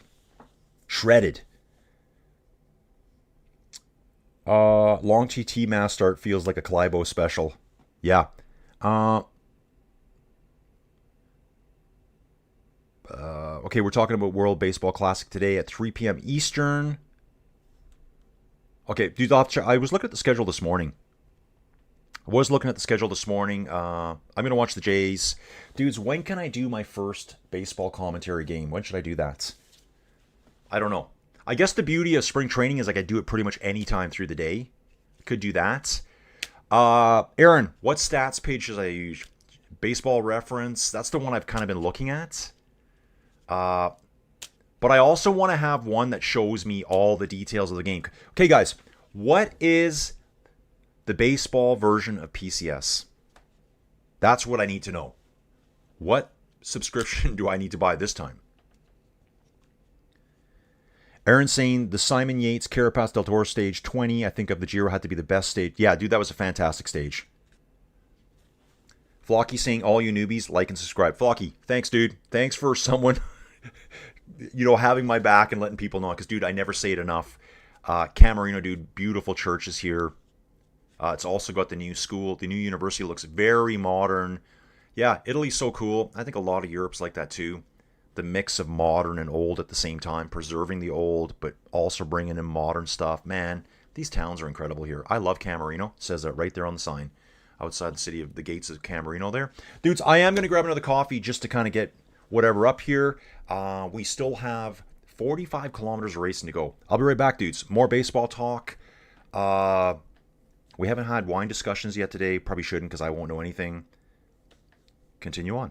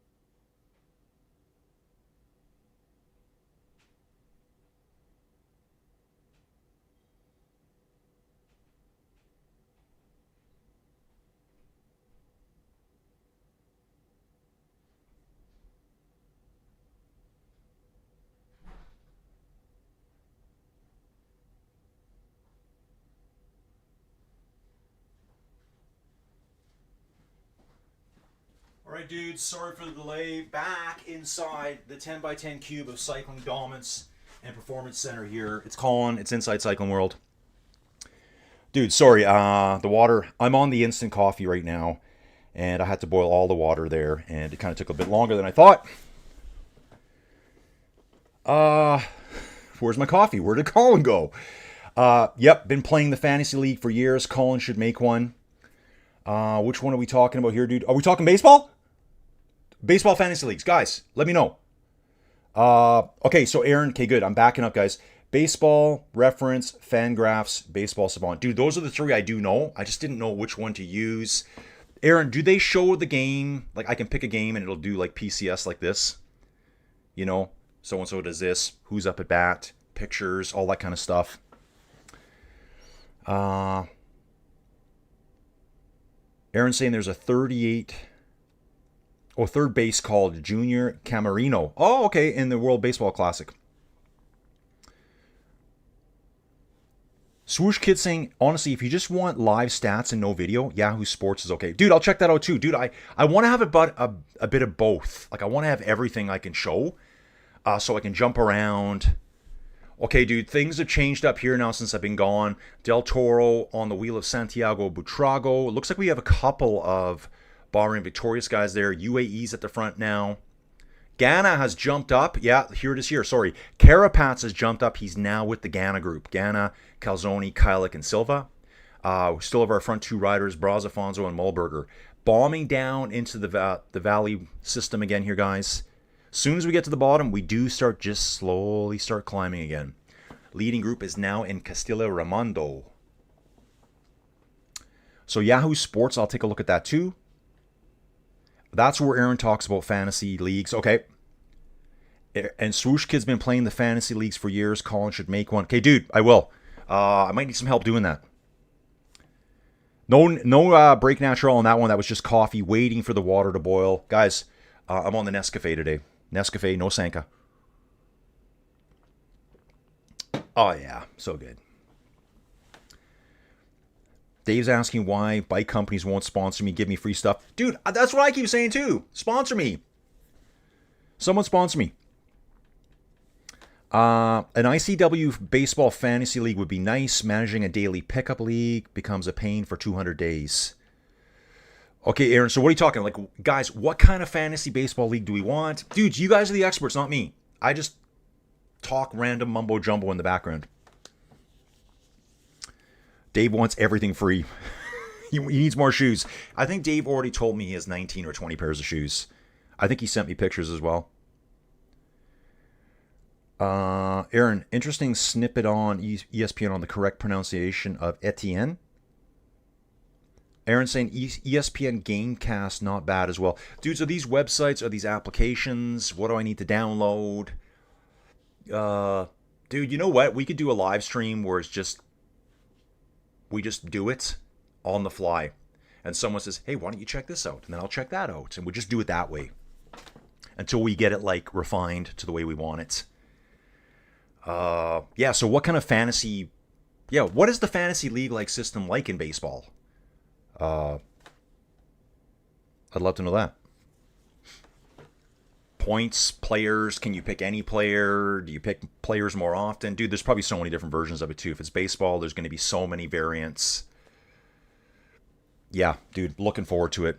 Nighttime live streams. We'll still do all the cycling live streams. I think the baseball live streams could do really well. Like, really well. Just a better audience for me at night. Looks like Jan Christian's leading the entire Bahrain Victorious team here. Okay, we got 4 members for Bahrain Victorious here. Being led by Jan Christian, it looks like. Traveling through Castelo Raimundo. 16 degrees Celsius, 15 kilometer-hour wind, so not too crazy. Nice little plaza court here on the right-hand side. Love it.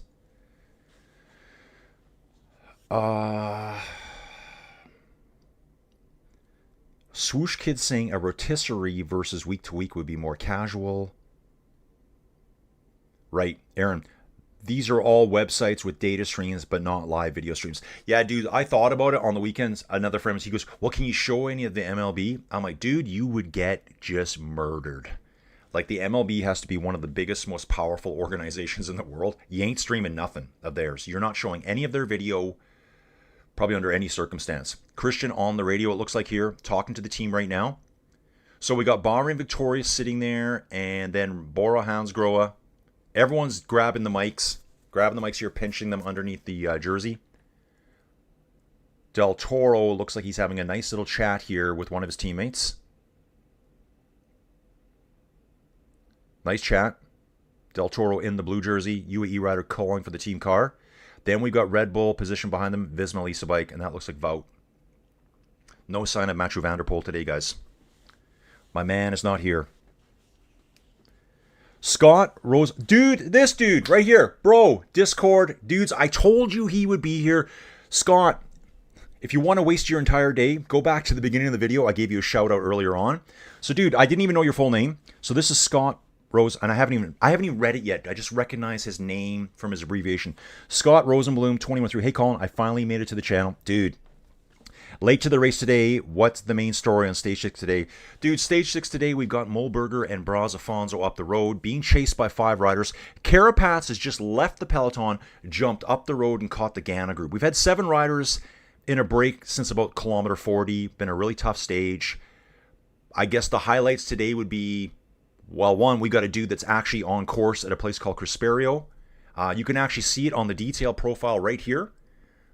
It's a short little climb right before they descend into the valley. There's a dude named Marco Sabatini who's watching us right from there, I guess on my YouTube channel.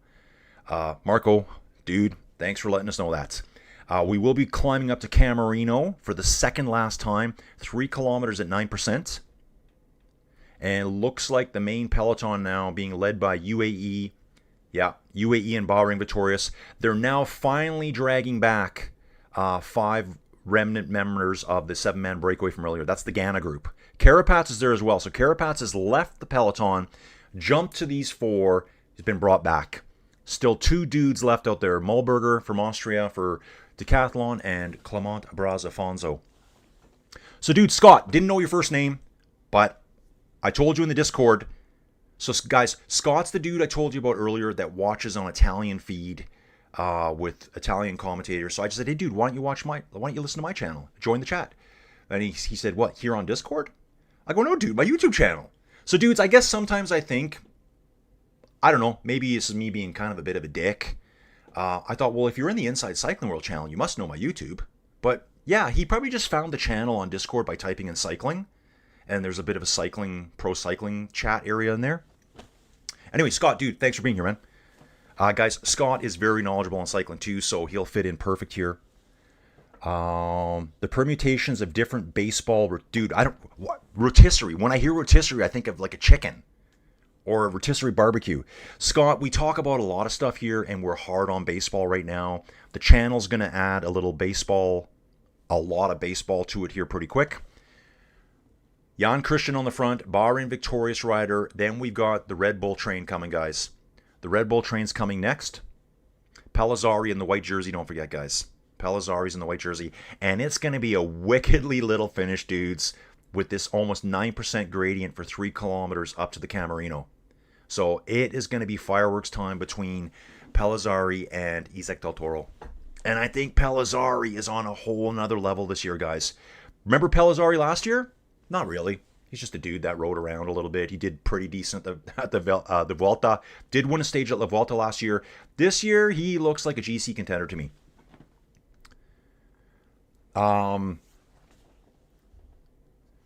Aaron saying the permutations of different baseball, rotisserie, and fantasy leagues is endless. That's what I thought. The basic is a 5x5 snake draft league with a weekly fab. I don't know. Whatever. I'll just fake it that I know what that is for now. You know. It's common knowledge around here, guys. You know what the fab is. Main story is status quo of 6-man break with Carapaz joining late and the Jaguars on the prowl. Dude, yeah, it's all coming back now. 2 riders left out front. Peloton pulling hard. Wow. Visma's there for Jorgensen. Pellizzari's up in the front. Del Toro is just lurking behind the Visma team right now. He's got his UAE teammate Christian doing all the work on the front. Del Toro is hidden way behind the Visma team. Lidl Trek lurking behind him. Peloton really getting diminished now, guys. Christian I'm expecting Christian to pull the parachute here any second. He's on the mic again. Grabbing the mic up here, talking into it. I'm dying. What should I do? What do I do? One of those? Dudes, I'm going to have some really cool made up fake stories what the catcher and the pitcher do in baseball. I've already made up stories in my head what they're going to be talking about when, they walk out there to kind of calm the pitcher down a little bit, to have a little chit chat. There's going to be some good stories coming up. Hopefully I don't get in trouble for that.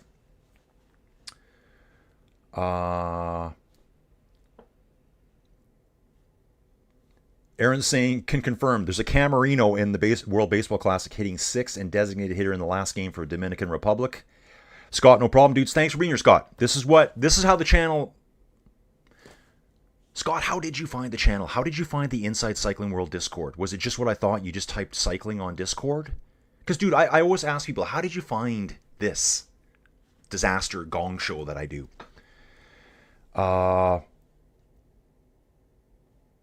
Yeah, good question here. Yeah, the good question here, Dave. Dude, aliens is very important to us here. So it's a good question. But yeah, you could see actual aliens too. Perhaps even ancient aliens. Don't get me started. Do not get me started on ancient aliens. Swoosh Kid saying, nope, no more baseball talk. Let's go Bora Hansgora. Yeah, dude, exactly. It's on now. It is on now. We'll stay off the baseball for now, guys. And we'll kick it up a notch. Scott saying, nice call. I like baseball. Not a huge fan. Dude, I've only been to 2 live games ever. I watched a ton of baseball last year because you know why. Loved all the teams. Loved Seattle. Loved the Dodgers. The Brewers. Of course, Toronto. T.O. as we call it here in Canada. I don't never called it that in my life. That's just the guys in Ontario. Dave probably calls it that. Okay, Aaron, I'll check that out later today. An NPR PBS documentary on rotisserie baseball. Okay. So Scott found me through Reddit. I found Inside Pro Cycling on Reddit. Okay. Okay, dude, thanks. Okay, coffee up, boys. Coffee up. 60 riders left in the peloton. Wow, the teams are really strung out here. Uno X, right-hand side. Grenadiers in the middle. EF on the far side. Visma Lisa Bike. Everyone's stating their position here at the front right now. NSN coming up on the very, very far left-hand side as I'm looking at it with 5 kilometers to go in this part of the climb here to the top of the Camarino. Is that about 5? Yeah, that's about 5 kilometers there. We'll be hitting the top of the Camarino just under 159 kilometers. We're at about kilometer 156 right now, so that makes sense. Got to make sure this is live here, guys. Just got to make sure my feed is live. 32.6, 32.3, so we're about 300 meters out here.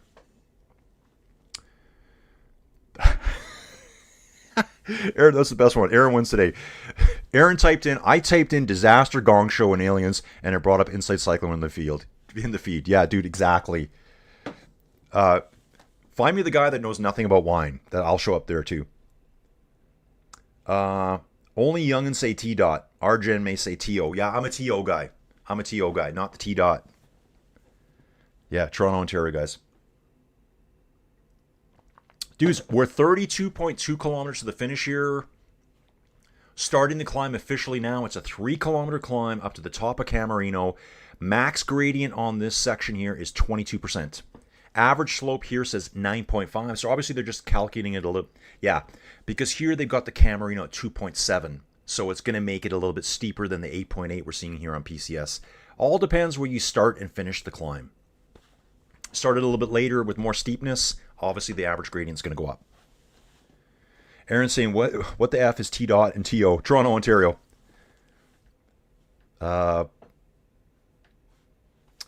Scott saying, I got the split screen going with Augie Moti. Okay. Yeah. I think Scott's watching both races. Dude, let's jump back to the Paris-Nice for a second. I'm going to jump back there for a second there, guys. Dude, this Marsman guy is still alone. This guy's been away, it looks like, all day. We've got teams pulling. Visma will be Jonas, Ineos Grenadiers, and Red Bull here. Not seeing a ton of updates here on this one, guys. Actual GC over here, of course, we got Jonas, Danny Martinez, Steinhauser, Bacalon, and Martinez. I think the much more exciting race for me this year has been Tirreno-Adriatico, without a doubt. What do you guys think? I think Tirreno-Adriatico has been like a superb race this year. 2-stage wins for Mathieu van der Poel. Got an Ineos Grenadier rider pulled over on the side of the road. Looks like he was having a nature break.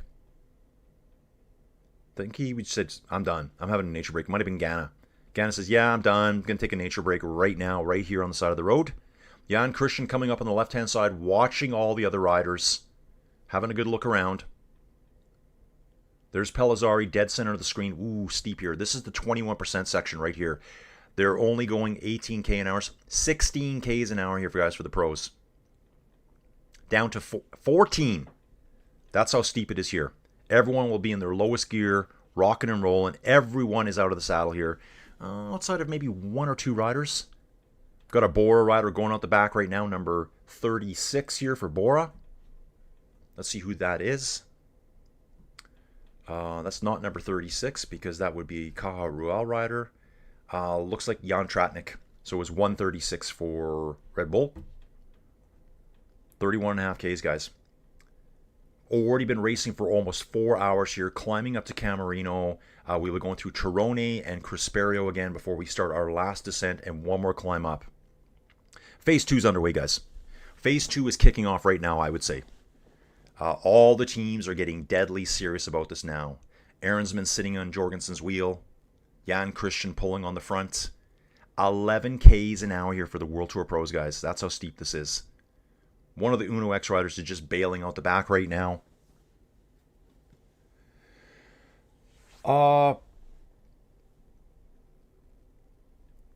Okay. Flocky said, I found the channel by looking for live cycling thanks to TNT rip-off prices. Yeah, dude, exactly. Dave saying Toronto, T-Dot, home of the Blue Jays, the Maple Leafs, and the Raptors. Scott, I just watched for Tirreno now. I got a VPN to watch Rai. What's Rai? What's Rai, dude? RAI. Which is basically the BBC of Italy. Okay. They are showing the race for free. Oh, okay, dude. It's like a station in Italy. They're showing the race for free there. So he needs the VPN.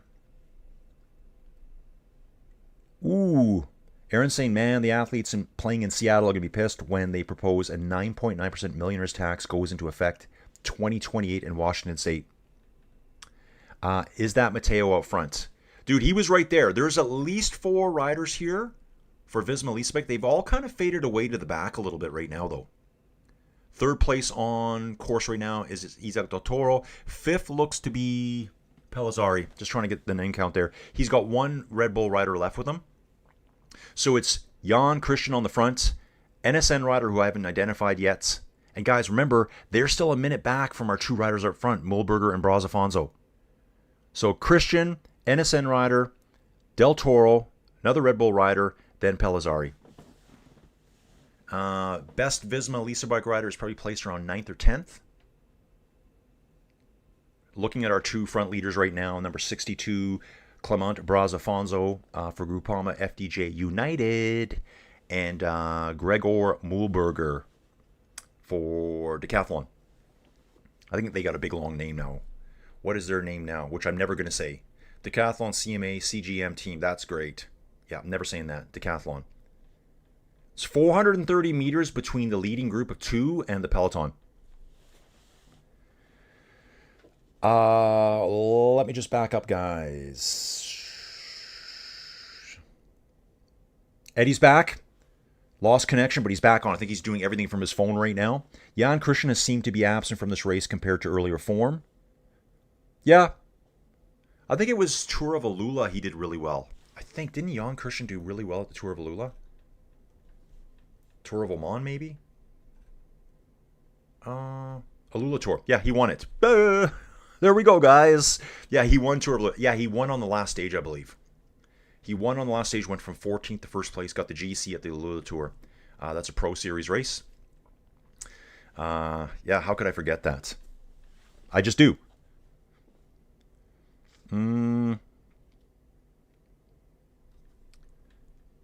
Yeah, Scott's saying, amazing. These guys can do 13 miles an hour on a 13% gradient. Best I could do is 2 or 3 miles an hour. These guys are beasts. Dude, you can't even compare to these guys. Like, even on this 6 to 8% gradient, it says they're doing 39, 40K an hour. This is where we're riding at like 20 to 25. They're riding faster up a 7% gradient than we do all day long. Like, they also weigh 50 pounds less than me. Although my weight is getting very, very low now. I'm not, yeah, it's kind of weird. Dave's saying the riding is done now. The racing is going to start. Yeah, dude, this is phase 2 right now. We're in phase 2 country. Guys, as we call it here, this is bang time in the best way possible. If you like bang time, you better get on Inside Cycling World, guys. Everyone loves a good bang session right here inside Cycling World, dudes. Let's get it. That's what we call it here. The race is on now. And Red Bull comes to the front. Primoz comes to the front quickly, grabs a bottle. Thought he was making an attack there. It's just a water grab. But Primoz is sitting on the front now. One more Red Bull rider here. And Pellizzari and Isaac Del Toro sitting very close by. 50 seconds is the gap now. Team Visit Pole Team Malta rider falling out the back. UAE, 2 riders on the front. Red Bull, 2 riders on the front. So both teams looking very similar between Red Bull and UAE here. Yeah, everyone's riding in the absolute smallest ring on the back, guys. Smallest cassette on the back. Crazy seeing a 50-kilogram rider, Clement Brazafonso, out of the saddle climbing. That's how steep this is here. Now, if they look closely, yep, they can see each other now. It is quite a drag up this hill. It's straight up, guys. Huge TV truck display screen on the bottom left-hand side of the corner, I just noticed. And everyone's cheering for Giulio Pellizzari here, guys. He must be local. I know they said he's from the Marche region. I think we're in that general vicinity right now. We started in San Severino. Marche?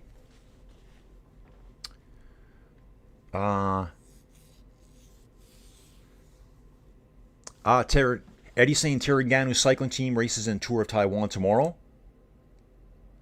Okay, Scott's saying that Visma is his team. I'm always rooting for them. Great American riders with European names. Yeah, dude, exactly. I love them too. I don't think they're as strong as they used to be. They're going to have to get some new talent in there, recruit some new talent, or develop some new talent. Yeah, so much support here for Pellizzari. He must be very local to this area. Dave's saying, yep, feel like Visma's in the decline with the talent drain.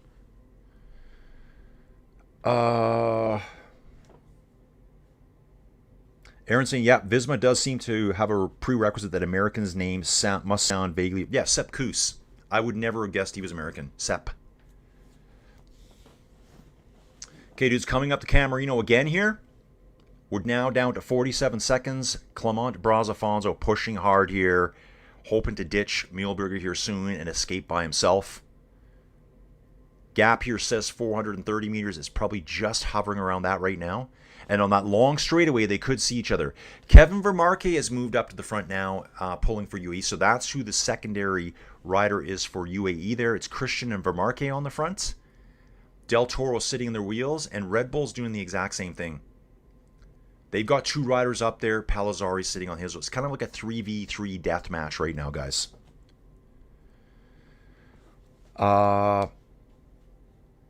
Yeah, dude, Yates retiring was a total shocker. What did he... Yates retired, and I don't want to even say Adam or Simon because I always mix that up. I think he retired on Jan 6th. No one retires on Jan 6th. No one. This is actually the start of the final lap, guys. We'll do one more lap around. We're going to go through the lumpy, bumpy stuff. Tirroni, Crisperio, into the Valley Flats, one more time up the Camerino. It is going to be an all-out war. I'm expecting to see 1 or 2 dudes riding together up the Camerino for the last time. Even right now, it's getting thinned out. This is like a battle between UAE and Red Bull Bora Hansgrohe right now. Riders on the back doing the full rock and roll and trying to stay on. Team Pulte Visit Malta here on the back. Bang, bang, shrimp time. Here we go. Scott saying, love Primoz. GC dudes locked and loaded. Who blinks first? Yeah, that's right. Now they're on the descent here. The front 2 leaders, guys. Little ups and downs here all across this plateau. Scott saying, yeah, he's right. This hill is brutal. Dude, it's absolutely brutal. Dude, Camerino, I don't think I've ever heard of it before today. But yeah, they've actually climbed it 3, maybe, I think the 4th time I think the very first passage they climbed it too. I think. It just looks ever so different there on the profile to me. It's like they almost like went up a side road and then got into the plateau section I keep talking about. Results of the KOM sprint: Clement, Braz, Afonso got 5 points, Mulberger 3, Christian, and then Vermarque here. That's the 2 UAE riders on the front doing all the work for Del Toro.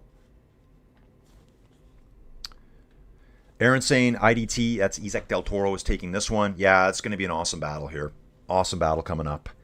It's going to be good to see, because I think Pellizzari has gone from, yeah, he's got talent, to, whoa, he could win the race now. I'm going to love to see how he reacts to Del Toro's attack. Probably going to be an Isaac Del Toro. Dave says he's quoting Paula Abdul again. I don't know, dude. Aaron saying 13% is paperboy territory. Straight up now, baby, is it going to be me and you forever? Or something like that. Yeah, Koos, Mateo, you'd think they were Swiss. They're all from Colorado. Yeah, dude, exactly. Eddie's asking, what's our favorite race from each continent? Dude, I still didn't do a poll. Okay. Yeah. Time for some Mexican radio. Eddie Grant. That's Eddie Grant. Nope. Wall of Voodoo. Wall of Voodoo. Wall of Voodoo. I think. Paul Abdul quoted, dating you as a Gen Xer. Yeah, absolutely. Mariachi for Isaac Del Toro. La Bamba. Scott saying Vermarque, another American with a Euro name. Dude, I always confuse him with Vervaeke, the Belgian. Pulling his weight today. I think he's underrated when people think of UAE. I understand why. And then Flocky saying Bras Alforanzelli. Bras. Okay, dudes. We're 27. Man, it seems like we're a lot closer to the finish than that. Seems like we're just going to whip around and be done. Yeah, tons of construction here. So I guess Camarino was hit by an earthquake in 2016. I hate when I don't know things like this because it probably shattered the lives of people that lived here. I don't know if there was deaths here or not, but like there's cranes everywhere here. I'm counting 1, 2, 3, 4, 5, 6, 7 cranes on camera right now rebuilding the place. There's an 8th crane. As the helicopter moves to the right, more cranes are popping up. They're everywhere. Oh yeah, delicious. Let's keep going on that. So when I go out today, I'll be going town, Carstairs, hit that acreage, meet and greet. Hopefully we're locked in. We will be locked in. And then I got the place rented out. Christian just burying himself here. Is that Christian? Says Diego Pablo Sevilla wins the KOM classification provided he finishes the race. I think you got to love his points earlier. So this looks like Christian on the front. Kevin Vermarque right behind him here. But yeah, I mean, Christian is just destroying himself right now. Barely hanging on, taking a big drink of water. He'll be pulling off soon. And then we got Bahrain Victorious up here now. They're getting into the mix right now, guys. Look at the GC again. GC, UAE, Red Bull, Team Visma, Red Bull, Lidl Trek. Our top place Bahrain rider is Santiago Butrago. And if we look at our start list here, we have Antonio Tiberi, Peo Bilbao, Santiago Butrago. Those are our big hitters there. And yeah, they're hoping to make a move here today. Butrago's got a lot of work to do. He's 128 back from the front. Yeah, it's going to be a lot of hard work today, especially with Isaac Del Toro up there and Pellizzari. Lots going on here. Dave saying Aaron at my age is not a gen thing. It's an era or an epoch. An age. Yeah, dude. An age. Ice, iron, bronze. Yeah. Dude, it's a period.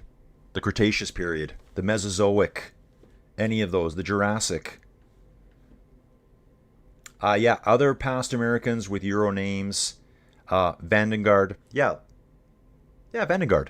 And Christian Vandeveld. Levi Leipheimer. Yeah, they're all kind of weird names. Our epoch is pre-Google. Millennium is pre-AI. Scott's asking, is Vavanart still in the peloton? He is, dude.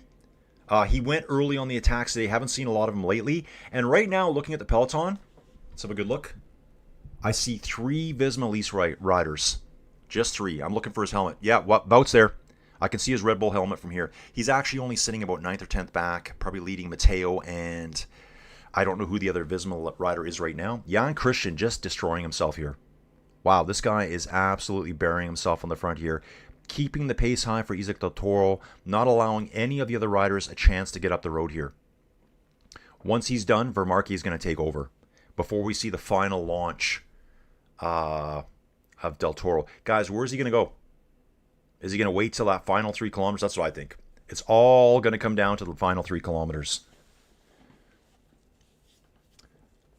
Scott saying, I love Wout van Aert, but I've accepted that this is the beginning of his decline. I agree, dude. Too many back-to-back injuries. He can't compete with MVDP anymore. Exactly, dude. Like, when they were in their prime, it was awesome battles. Mathieu just looks so much better. And we got Visma attacking now, guys. UAE has just been ripped away from the front of the race. It's Visma on the front right now, guys. Wout's in second place. Buitrago, possibly that is, in third. And then we've got Matteo Jorgensen. So once we get some names here, it's 30 seconds back now. We're heading up to Tirreno now. 2 riders up front. Just trying to get eyeballs on this rider's number. But Wout's definitely in second. Wout looks pretty comfortable. I think he's getting ready to take over right away. NSN rider in 4th place. 2 Lidl Trek riders. Isaac Del Toro sitting comfortably there. That Visma rider is going to explode right away. He's going to explode right away. I could see the attack. The attack came from Visma. They were riding about 8th through 10th back. They all 3 of them launched right to the front. Kind of blew up UAE, actually. Really nice move. The Bahrain Victorious rider jumped into the gap as they went by. Smart move by whoever that was there. It's Tim Rex. It's this dude here. Let's take a look at him. Tim Rex, he's doing all the work. It looks like a time trialist. Doesn't have any time trial points, but he's 1.9 meters tall at 70 kilograms. He's from Aachen, Belgian rider. So he is absolutely destroying himself. Kevin Vermarque is out the back too, guys. So Kevin's gone, and I think Christian's gone too. Richard Carapaz has dropped from this acceleration by Visma Lisa bike here. I do see 1 EF rider still in there, riding in about 8th spot. Yeah, Carapaz is gone. Carapaz is gone. Riding with the Groupama FDJ rider right now. So Isaac Del Toro riding in 4th place right now. And just trying to get eyes on Pellizzari right now. So 3 Visma riders. This guy is absolutely destroying himself on the front. Oh, yeah, I can't keep up now.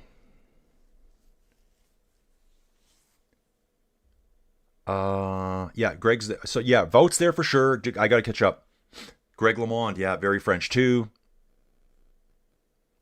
Will Barda, that's another one too, man. Barda's just not an American sounding name. Del Toro grabs a ball. He's riding 4th at the moment. 2 more Red Bull riders. And then I think that's Pellizzari sitting in 6th. There's maybe 20 riders in this front group. They are now hot on the heels of the breakaway, saying it's a 4-second gap. Paris-Nice is just finished, guys. Let's go have a look at the results there. Paris-Nice finishes with a sprint over the top. Dorian Godon, Binyam Girmay. Dude, this is going to be good for my league. Case Bowles, Florence Pithy, Luke Lamperti, I've got him picked. Yeah, Brian Cocard, I picked him. I'll get points for all those guys. So that's kind of not what I was expecting over there. I thought it would have been a hill climb day because it sure looks like it. But short stage, these sprinters are able to do a lot of work at the front and hang on. Back to the race of the day, guys. So Del Toro sitting right on the wheel of Jorgensen right now. Jorgensen, I think, is about 33 seconds back, 34 seconds behind Del Toro. Yeah, Del Toro sitting 4th. 2 Red Bull riders. Come on, camera. Let's see. They keep zooming in now. I can't see who's in 6th wheel or 7th wheel. That should be Pellizzari. Here we go. It's Peo Bilbao, Mark Donovan, Wout van Aert, Matteo Jorgensen, Tim Rex, and Isaac Del Toro. 3, 4. There's more riders. There's about 7 riders there, guys. In fact, it's a really big, long string of riders here. It's kind of weird that they're even showing that there's 6 riders there right now. Godon wins in snowy conditions. Dude, I got to see that later. I'm going to watch that later. Eddie's saying he saw the rankings of the team. Premier Tech and Picnic Post is the bottom 2 for the world teams. Tudor and Cofidis for pro teams. Dude, exactly. Yeah, Aaron, yeah. MVDP is still fully in his prime. I agree with that. It's Vout who's just starting to slip away a little bit. So I guess stumbling over my goober here. Eddie's saying Picnic is the worst of the bottom 2. Okay, just trying to... Oh, Grisha voice. Scott, have you never heard the Grisha? Come on, Jonas, come on! Yeah, the Grisha voice. So Scott is well aware of the Grisha voice. Go Visma, Vout, you're a legend. Yeah, he likes to swear a lot too. Alpecin should be fine when Jasper gets going, but Picnic is in trouble. Yeah, dude, Jasper's going to win so many stages coming up. He's going to rack up so many points for them. They'll be fine. Shame Binion didn't get it. Wonder if he got boxed out. Dude, I'm going to have to watch that whole video later. It'll be a nice short one after I get back from town here. Most American cycling names, Armstrong. Yeah, Roll, Simmons, Hamilton, Landis. Dude, I love Tyler Hamilton. Love that guy. Just kind of a guy that vanished.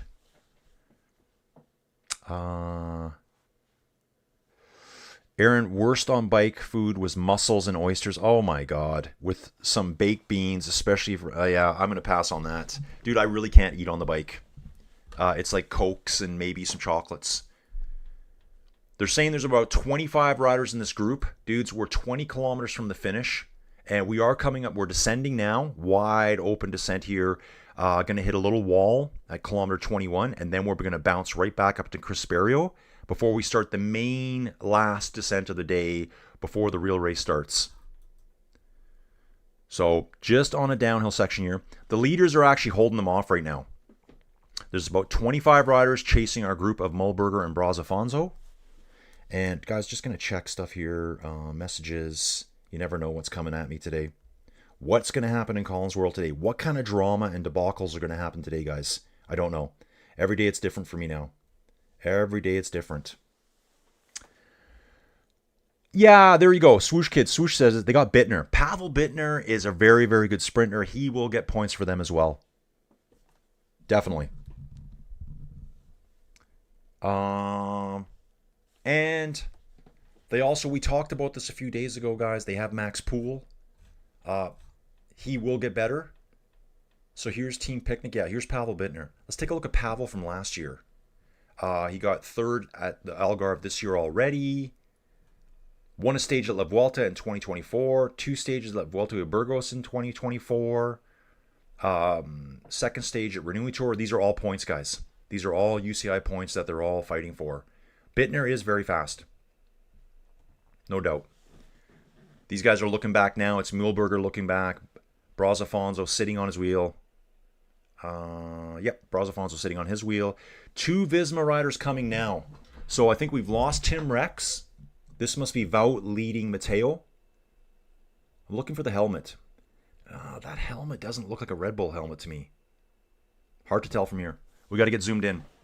Yeah, it is Wout. Wout's leading Matteo right now. Bottles being thrown to the fans here. We're just getting ready to take on this little bit of a wall here. This looks quite steep, but it's short. Bit more of a descent up into Crisperio. It's on, guys. It is on. Afterburners are getting engaged here right away, dudes. It's going to happen.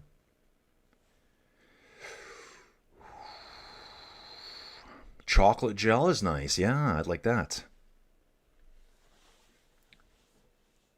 Yeah, Scott's asking, do we have the Milan head? Dude, we talk about the Milan head bobbing all the time. Dude, he just throws himself around. There was a sprint a couple days ago where he got beat by Max Cantor. And it was like, I kind of thought to myself, dude, just give up. It's over. You're just like being a comedy show out there. As he got passed by about 10 riders, it looked like. Although Jonathan Milan is no joke. Yep, Jonathan Milan head bobbing at 1200 watts. Dude, I wonder what he really pushes. I think I've seen numbers of 1600, 1700 watts. And yeah, a lot of us can do that very, very short term. But he's doing it at like after 200 kilometers. That's the difference between the pros and the average people.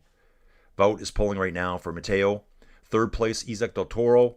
2 Red Bull riders, then Pellizzari. Pellizzari's got nice team firepower here, guys.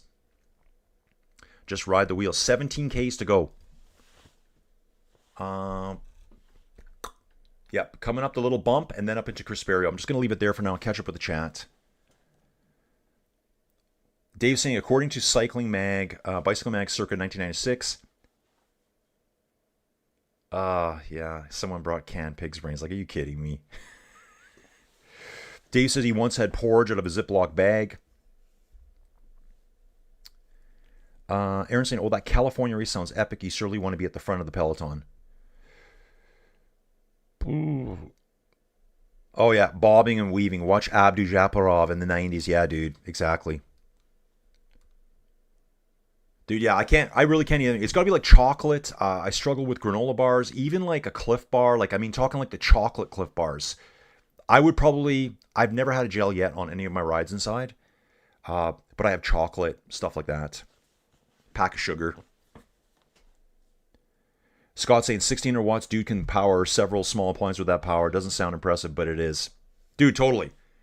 Like inside, if I hammer for 1 second, I probably hit 1400 watts. I can sit down and do 1,000-watt sprint.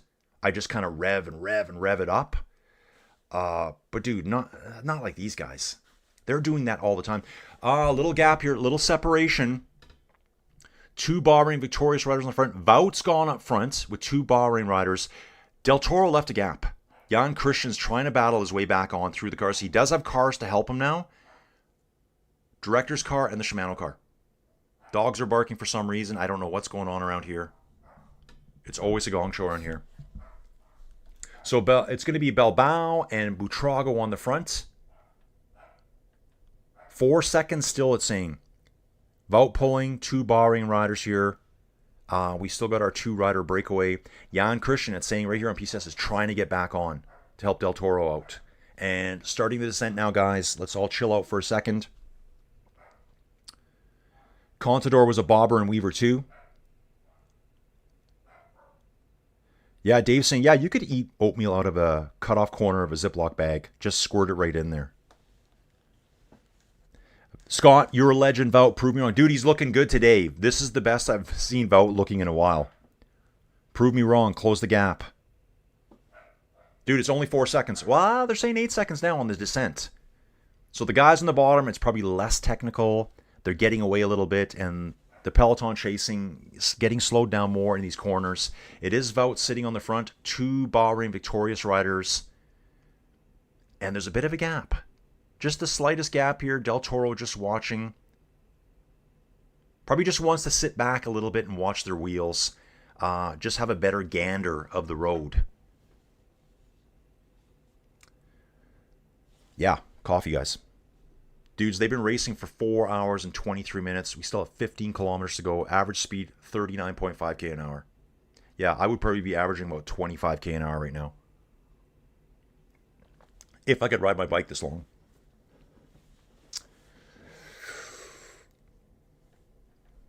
Rolling, rolling, rolling.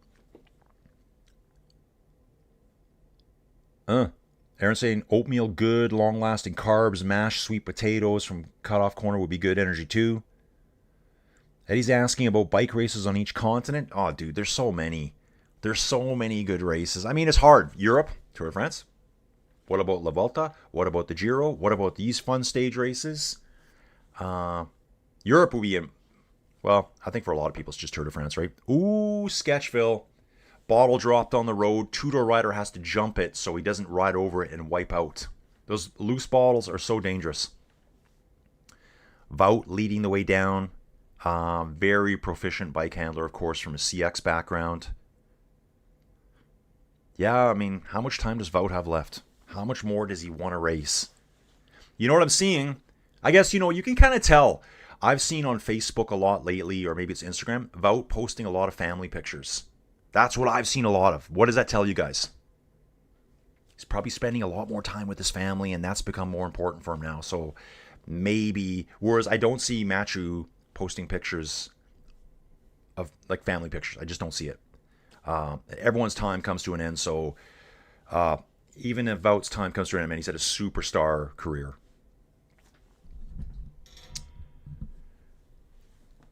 Yeah, Scott says, watch the hop. Was that Alpha Luke? Dude, I'm not sure. Maybe if they show a replay, I'll see the world champion bands on his jersey. But yeah, it was a two-door rider that did the jump. Aaron's saying that Aaron is saying that Aaronsman is lurking. Sabrina Carpenter espresso. What's a Sabrina Carpenter espresso time? What does that mean? I'd love to know. Scott's asking Colin, why was Perry so short today? Was there a neutralization? Dude, snow at the top. So I think they neutralized it by almost half. I think they said a 48-kilometer neutralization or shortening, and it was about a 47-kilometer race today. So high altitude, Isala, too much snow. They said, screw it. We're not doing it. Weather on tops. Cassidy's back. Cassidy is our Atlanta Braves supporter here. Cassidy, we're getting hard into baseball too soon. Aaron's been saying here we should start doing some of the preseason stuff right away just to get me dialed in because I know absolutely nothing about baseball. Well, I do know a little bit. So yeah, Cassidy's back again. Good to have you here, Cassidy. Yeah, Eddie, the teams won't be relegated or promoted till the end of the 2028 season. That's correct. It's a 3-year cycle in pro cycling. So teams got a while. Teams got a while to get points, to buy riders that have a bunch of points behind them. They do that all the time. Aaron's saying, Cassidy, you must be a Jim Nance Masters fan, so golf's on too, guys. Dave's saying here, injuries and age catch up faster and faster the older you get. Yeah, exactly, dude. Yeah, Scott, yeah, snow at the top. But, dude, I'm watching it later. I want to see what kind of snow is at the finish. Someone said that Dorian Godon won it in the snow. So that'll be cool to see. I think Godon is on my fantasy league team. I think he is. Dude, I got to look. We got 11 kilometers to go. Let's do that right now. VeloGames. Vicky. Yeah, that. VeloGames Fantasy League. That was Fantasy Sixes. We sign in here quickly. Blah, blah, blah. And we go to Paris-Nice. VeloGames. Visit my team. So, dudes, this doesn't show today's updated. I have fallen down a lot. I was first in the world out of 3,582 teams after stage 1. Godon. Yeah.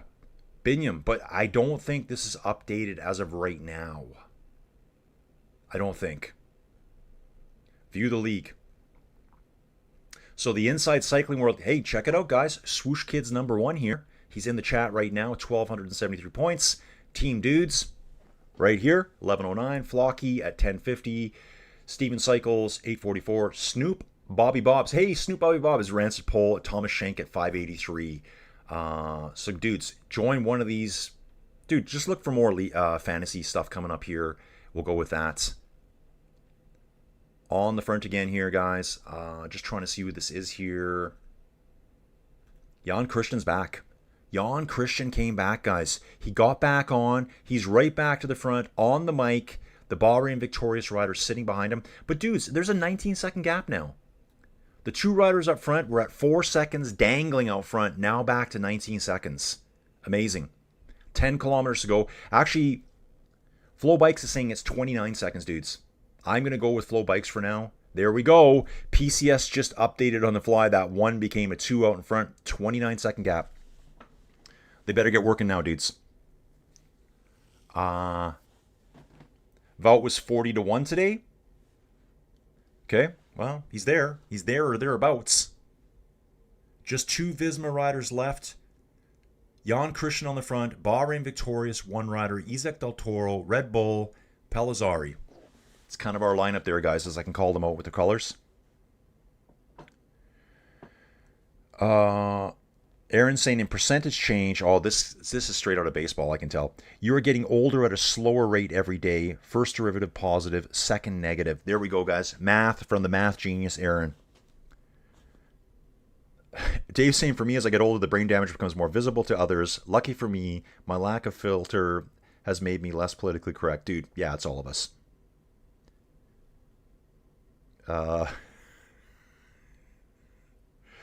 LL Cool W. Ladies love Cool Vout. is Alpecin hoping Mathieu collect the win? Mathieu will get lots of points this year. Jasper will get lots of points this year. Tibor Del Grosso will get lots of points this year. Jan Christian, tongue hanging out right now, guys. Chain dangling down. Just absolutely leveling himself here through these little S curves. Rolling along at 46k an hour. Where are we, dudes? Let's go down here. Yeah, just starting the climb again now. The slow ascent up to the death wall coming up ahead, guys. It's coming quickly.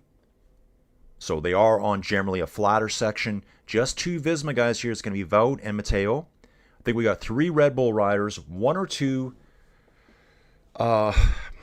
Sorry guys, I'm trying to sell an old SUV here. It's a little Hyundai Santa Fe that we own. We have 3 SUVs. And I've had so many messages about, is this available? Is this available? Probably 100 times. Yes, it is.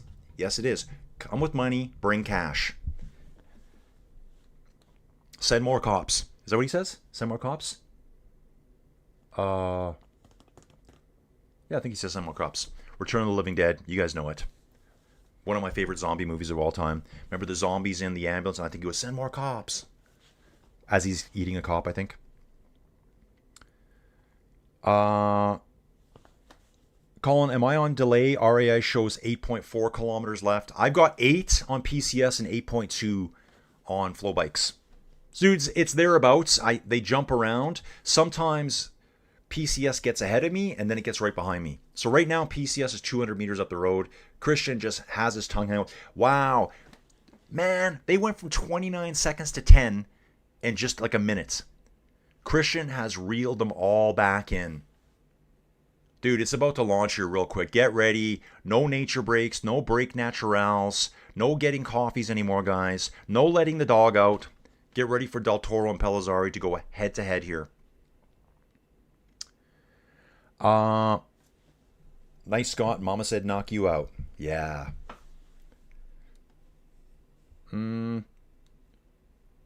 Peak LL was a rap master. Yeah, he was.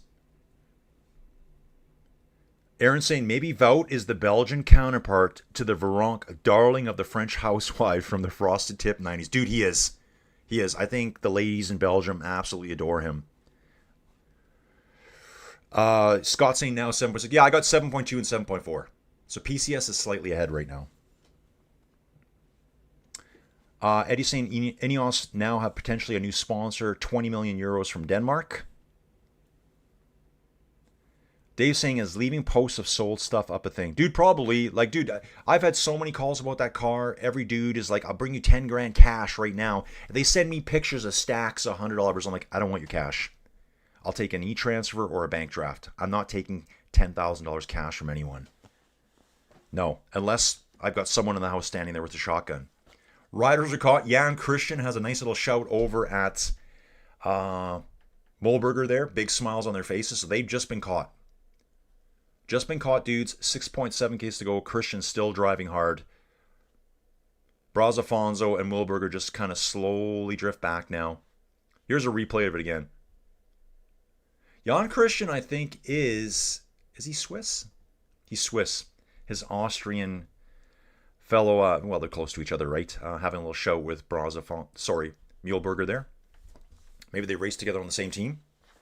Christian back to the front, guys. Del Toro now sitting on his wheel. One Red Bull rider, Pellizzari right there. Okay, the peloton waits for no rider. That's from Scott. Eddie, Jonas to Ineos is part of a deal of sponsor. Really? Dude, are you making this up? Where'd this come from? Who is the new Ineos 20 mil sponsor? That's coming from Aaron. Dave saying, anything I've sold, I have canceled the post when sold. Yeah, dude, me too. But, dude, it's just, I live out in the country. Dudes are like, oh, I'm coming to get it right now. What's your address? Well, dude, I don't live in Calgary. The ad says I live in Didsbury, which is just my privacy thing. I'm actually about 15 minutes outside of Didsbury.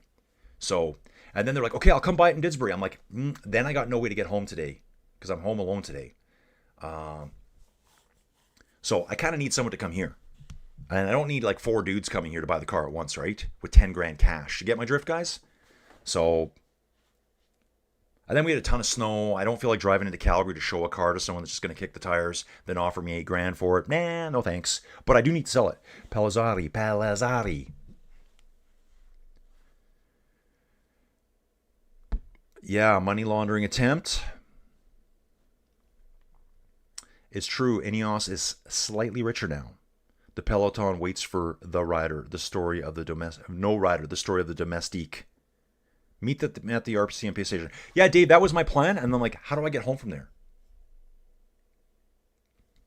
That's the problem today. There's no one around today. I was chatting with Mom. She goes, why don't you ask Addison to pick you up? She's not going to come pick me up out here and drive me home. They're just not. They're in their own little la-la lands. So I'm just going to say, dude, come to the house. That's it. Just come to the house if you want to buy it. And no cash. Would you guys take cash for a car? Flocky's seeing Wu-Tang Clan next week in London. Right on, dude. Yeah, dudes, let's look. We're under 4.8 kilometers here, 4.9 on flow bikes. Jayco Alula comes to the front now, dudes. That is Alessandro Covi coming to the front here. There's two riders there, Bomber and Victorious. Uno X has now made their appearance. Ineos is there. Ben Healy in the mix too, guys. Ben Healy is right there. So all the other dudes that haven't had to do any work yet are now making their presence known. We're on the false flatty section before the ascent up Camerino. I think it says to the base of Camerino now it's 1.6 kilometers. It's a final 3 kilometers to the top. 8.8% is deceptive. It's more like 9.5% with a 22% max gradient section. Up the right-hand side goes Wout on the attack, guys. Wout's back. Scott, you're going to be loving this, man. Visma, he quickly jumps out to about a 5-6 meter lead using the motorbike. Yes, dude. Jumping the saddle again. He's trying to get back into the draft of the motorbike. Here we go. Wout is 43rd in the standings, over 16 minutes down. He's not here to win. He's here to support Matteo. But if these guys don't jump now, Wout could be going for the lead. Who's got a bet on Wout today at 40 to 1, guys? Who has a bet on Wout today at 40 to 1? Pushing 530 watts at the moment. Cadence right around 100 RPMs. 486, 492 watts. Mouth open. This is Wout working hard. Wout's working hard. A little bit of a curvy swervy going on behind here in the back. People are starting to look at each other. They're all saying, hey, who's going after Wout right now? I saw Lidl Trek come to the front. Jayco Alula is not driving as aggressively. Yeah, Wout's on the attack, guys. Aaron, you could always bike home. Yeah, dude. It'd probably take me, I don't know if I'd be able to make it. I'd crash sometimes. Lidl Trek on the front now. I saw that happen before. They're all looking at each other. Wout probably has 100 meters now. I would bet Del Toro is lurking somewhere close to just maintain GC. Wout's gone. Wout is gone, guys. He's got a 16-minute lead. Del Toro doesn't need to chase him. Palazzari doesn't need to chase him. The other teams do. Other teams that won a stage win are going to have to start doing the chasing now. And that's what we're seeing. Lidl Trek's chasing. Jayco Alula came to the front. Uno X is there too. Palazzari and Del Toro are riding shoulder to shoulder about 15th, 16th place each. Matteo comes up ahead of them. Ben Healy's there too, guys. Kind of technical riding here. Lots of back and forward, lefts and rights as they come down one S curve onto another, off to a side road. On the climb now, it's Wout. 3 kilometer barrier. He's under it now, dudes. He's only got about a 5-second gap. But here goes Wout. Dudes, look at the profile here. Here's a profile. We start out at a 12% gradient. We hit 17. We drop down to 7.6, 2 and 3 in the middle. There's a 20% section here. It's saying about 700 meters from the finish.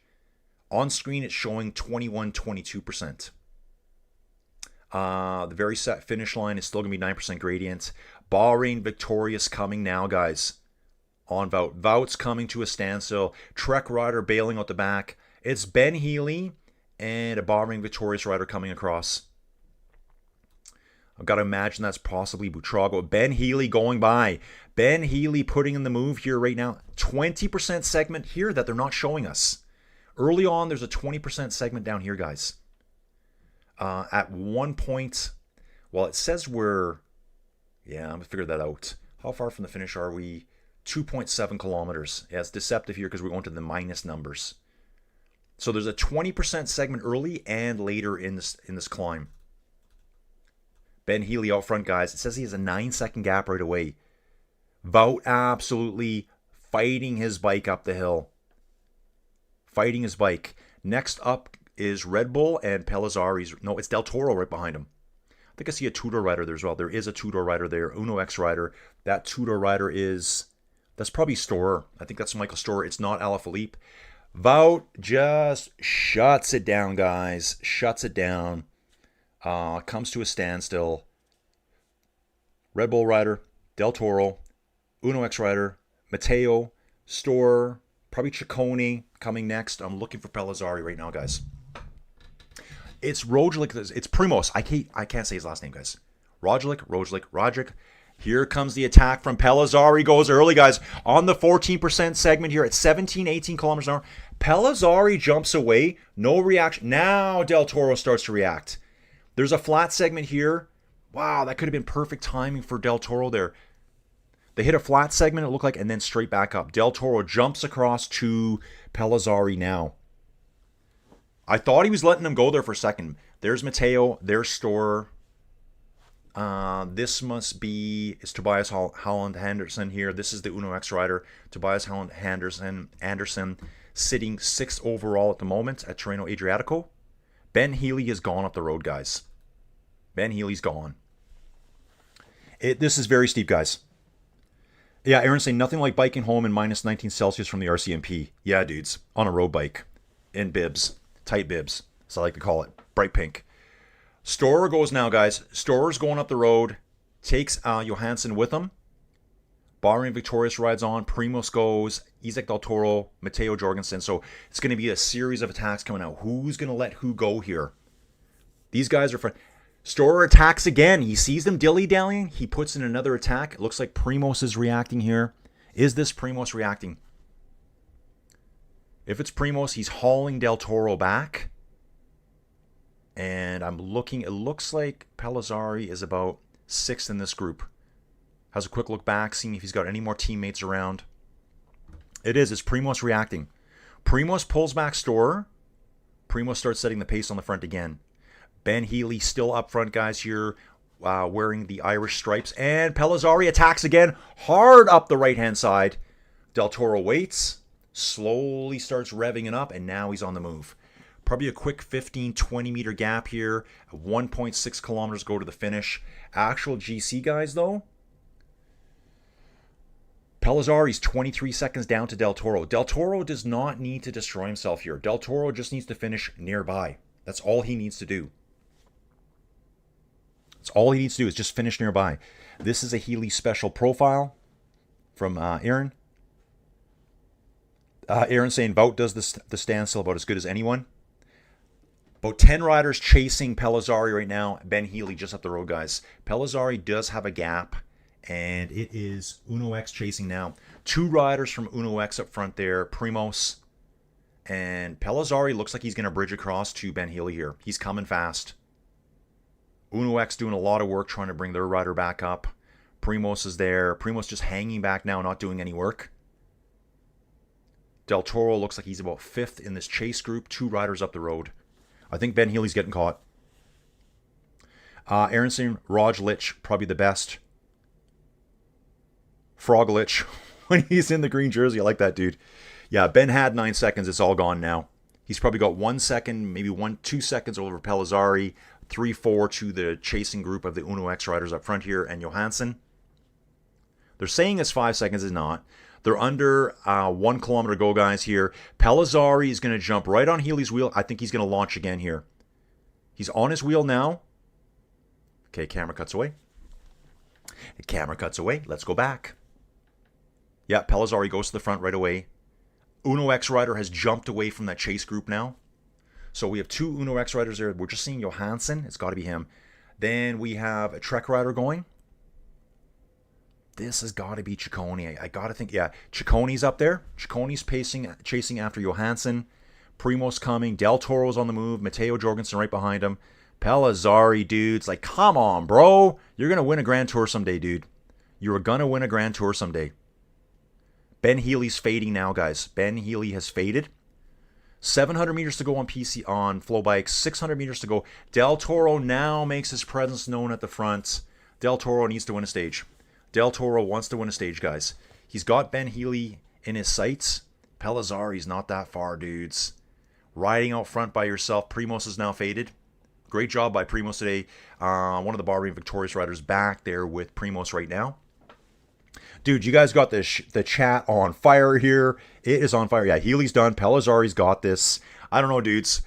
Del Toro and Matteo Jorgensen and a few others, Ciccone, Johansson, and one other rider here, I'm trying to figure out who this, are now back with Del Toro. Del Toro takes a look back and goes, crap, he's back under the city gates. Del Toro goes on the attack with Jorgensen. Pellizzari jumps. Can he hang on now? What does he have left? What's left? Really good job by Jorgensen here. Matteo goes up the left-hand side. Matteo's trying to put a move on the left-hand side. Does get ahead of Del Toro here and Pellizzari. Pellizzari's just hanging on, dude. Just hang on. He's gapped now. Pellizzari says, no, I'm done. I'm done. I can't go with this anymore. I can't go. Pellizzari struggling at the back here. He's got Johansson with him and Ciccone. Matteo attacking all the way. Can Matteo beat Del Toro on this climb, dudes? What are you guys thinking right now? It's happening. It's going to be over real quick, guys. It's going to be over real quick. It's currently 8:34. This is going to be a perfect time for me. 300 meters to go to the finish. Bang, bang time. Yeah, boom. Dude, I love it. Scott, yeah, dude. You guys can swear as much as you want. I try not to. Outside of this channel, I swear like a sailor, guys. Let's just say it. Yeah, Healy had too much bangers and mash. Dude's coming to the finish line here. I think Del Toro's just waiting to pounce on Jorgensen here. Big difference in size between these two riders, I believe. Here, Del Toro's getting out of the saddle now. And he's attacking now. He attacks up the right-hand side, quickly goes past Jorgensen. I think Jorgensen's like, dude, I can't do this now. And Del Toro's gone. Quickly gets a 10-15 meter lead. Here's the win he wants. Jorgensen really impressive here in second. And it looks like it's Johansson coming up in third. Here it is. We are 50 meters to go, 25 meters to go. Dudes, this reminds me of the finish at Strade Bianche right now. Just kind of the same kind of feel. Del Toro in blue over top. Oh, Jorgensen led off and got pipped by Johansson at the finish there. Second to third place. Pellizzari in fourth. Ciccone in fifth. And that's got to be Buitrago in sixth place. Seventh place will be Ben Healy. He's looking back and making sure no one else passes him. This must be Ahrensman coming up in eighth. Yeah, Johansson passed Jorgensen like right at the finish line. Roglic will get 10th, I believe. Jaco Lula goes back, the NSN rider. Wow, what a finish. That was 4 hours and 46 minutes of racing. Del Toro gets his win. Wow. Matteo's done. Aaron was saying Collins on a banger. Dude, I'm always on a banger. The Uno X guy, who was it? Johansson, dude. Just got him at the finish line. Scott saying looks like the Italian TV was about 20 seconds ahead of me or so. No problems, dude. Dave says he's going to be rolling the cold nag this week. Dude, I'm rolling nothing except a skidoo outside. There's so much snow here. Yeah, Matteo got beat up by Del Toro there. Isaac Del Toro, fate accompli. Dude, awesome race here, guys. 8:36 in the morning. I've got an appointment in an hour and 24 minutes. Probably just going to jump right away. Dudes, I say this every time. Why do I do this every time? I give you this big spiel about how I got to jump off real quick. This is what I do. We just jump off. Dudes, thanks for everyone being here. Scott, welcome aboard, dude. You're like, yeah, dude, you're part of the crew, dude. You know you're cycling. People that know cycling here. I like the people that come in and know a lot about cycling and the people that know nothing. It really helps the channel out. So, dudes, thanks for everyone being here. Aaron, you're the man. Dave, you're the man too. LMF25. Flocky. Dawn was here earlier. Aaron's baseball stuff. Flocky saying ciao, dude. Ciao to you guys too, guys. Colin, Inside Cycling World. I'm going to start flashing some stuff on Instagram here maybe later today. I was supposed to do one live during this live. Never got around to it. Whatever.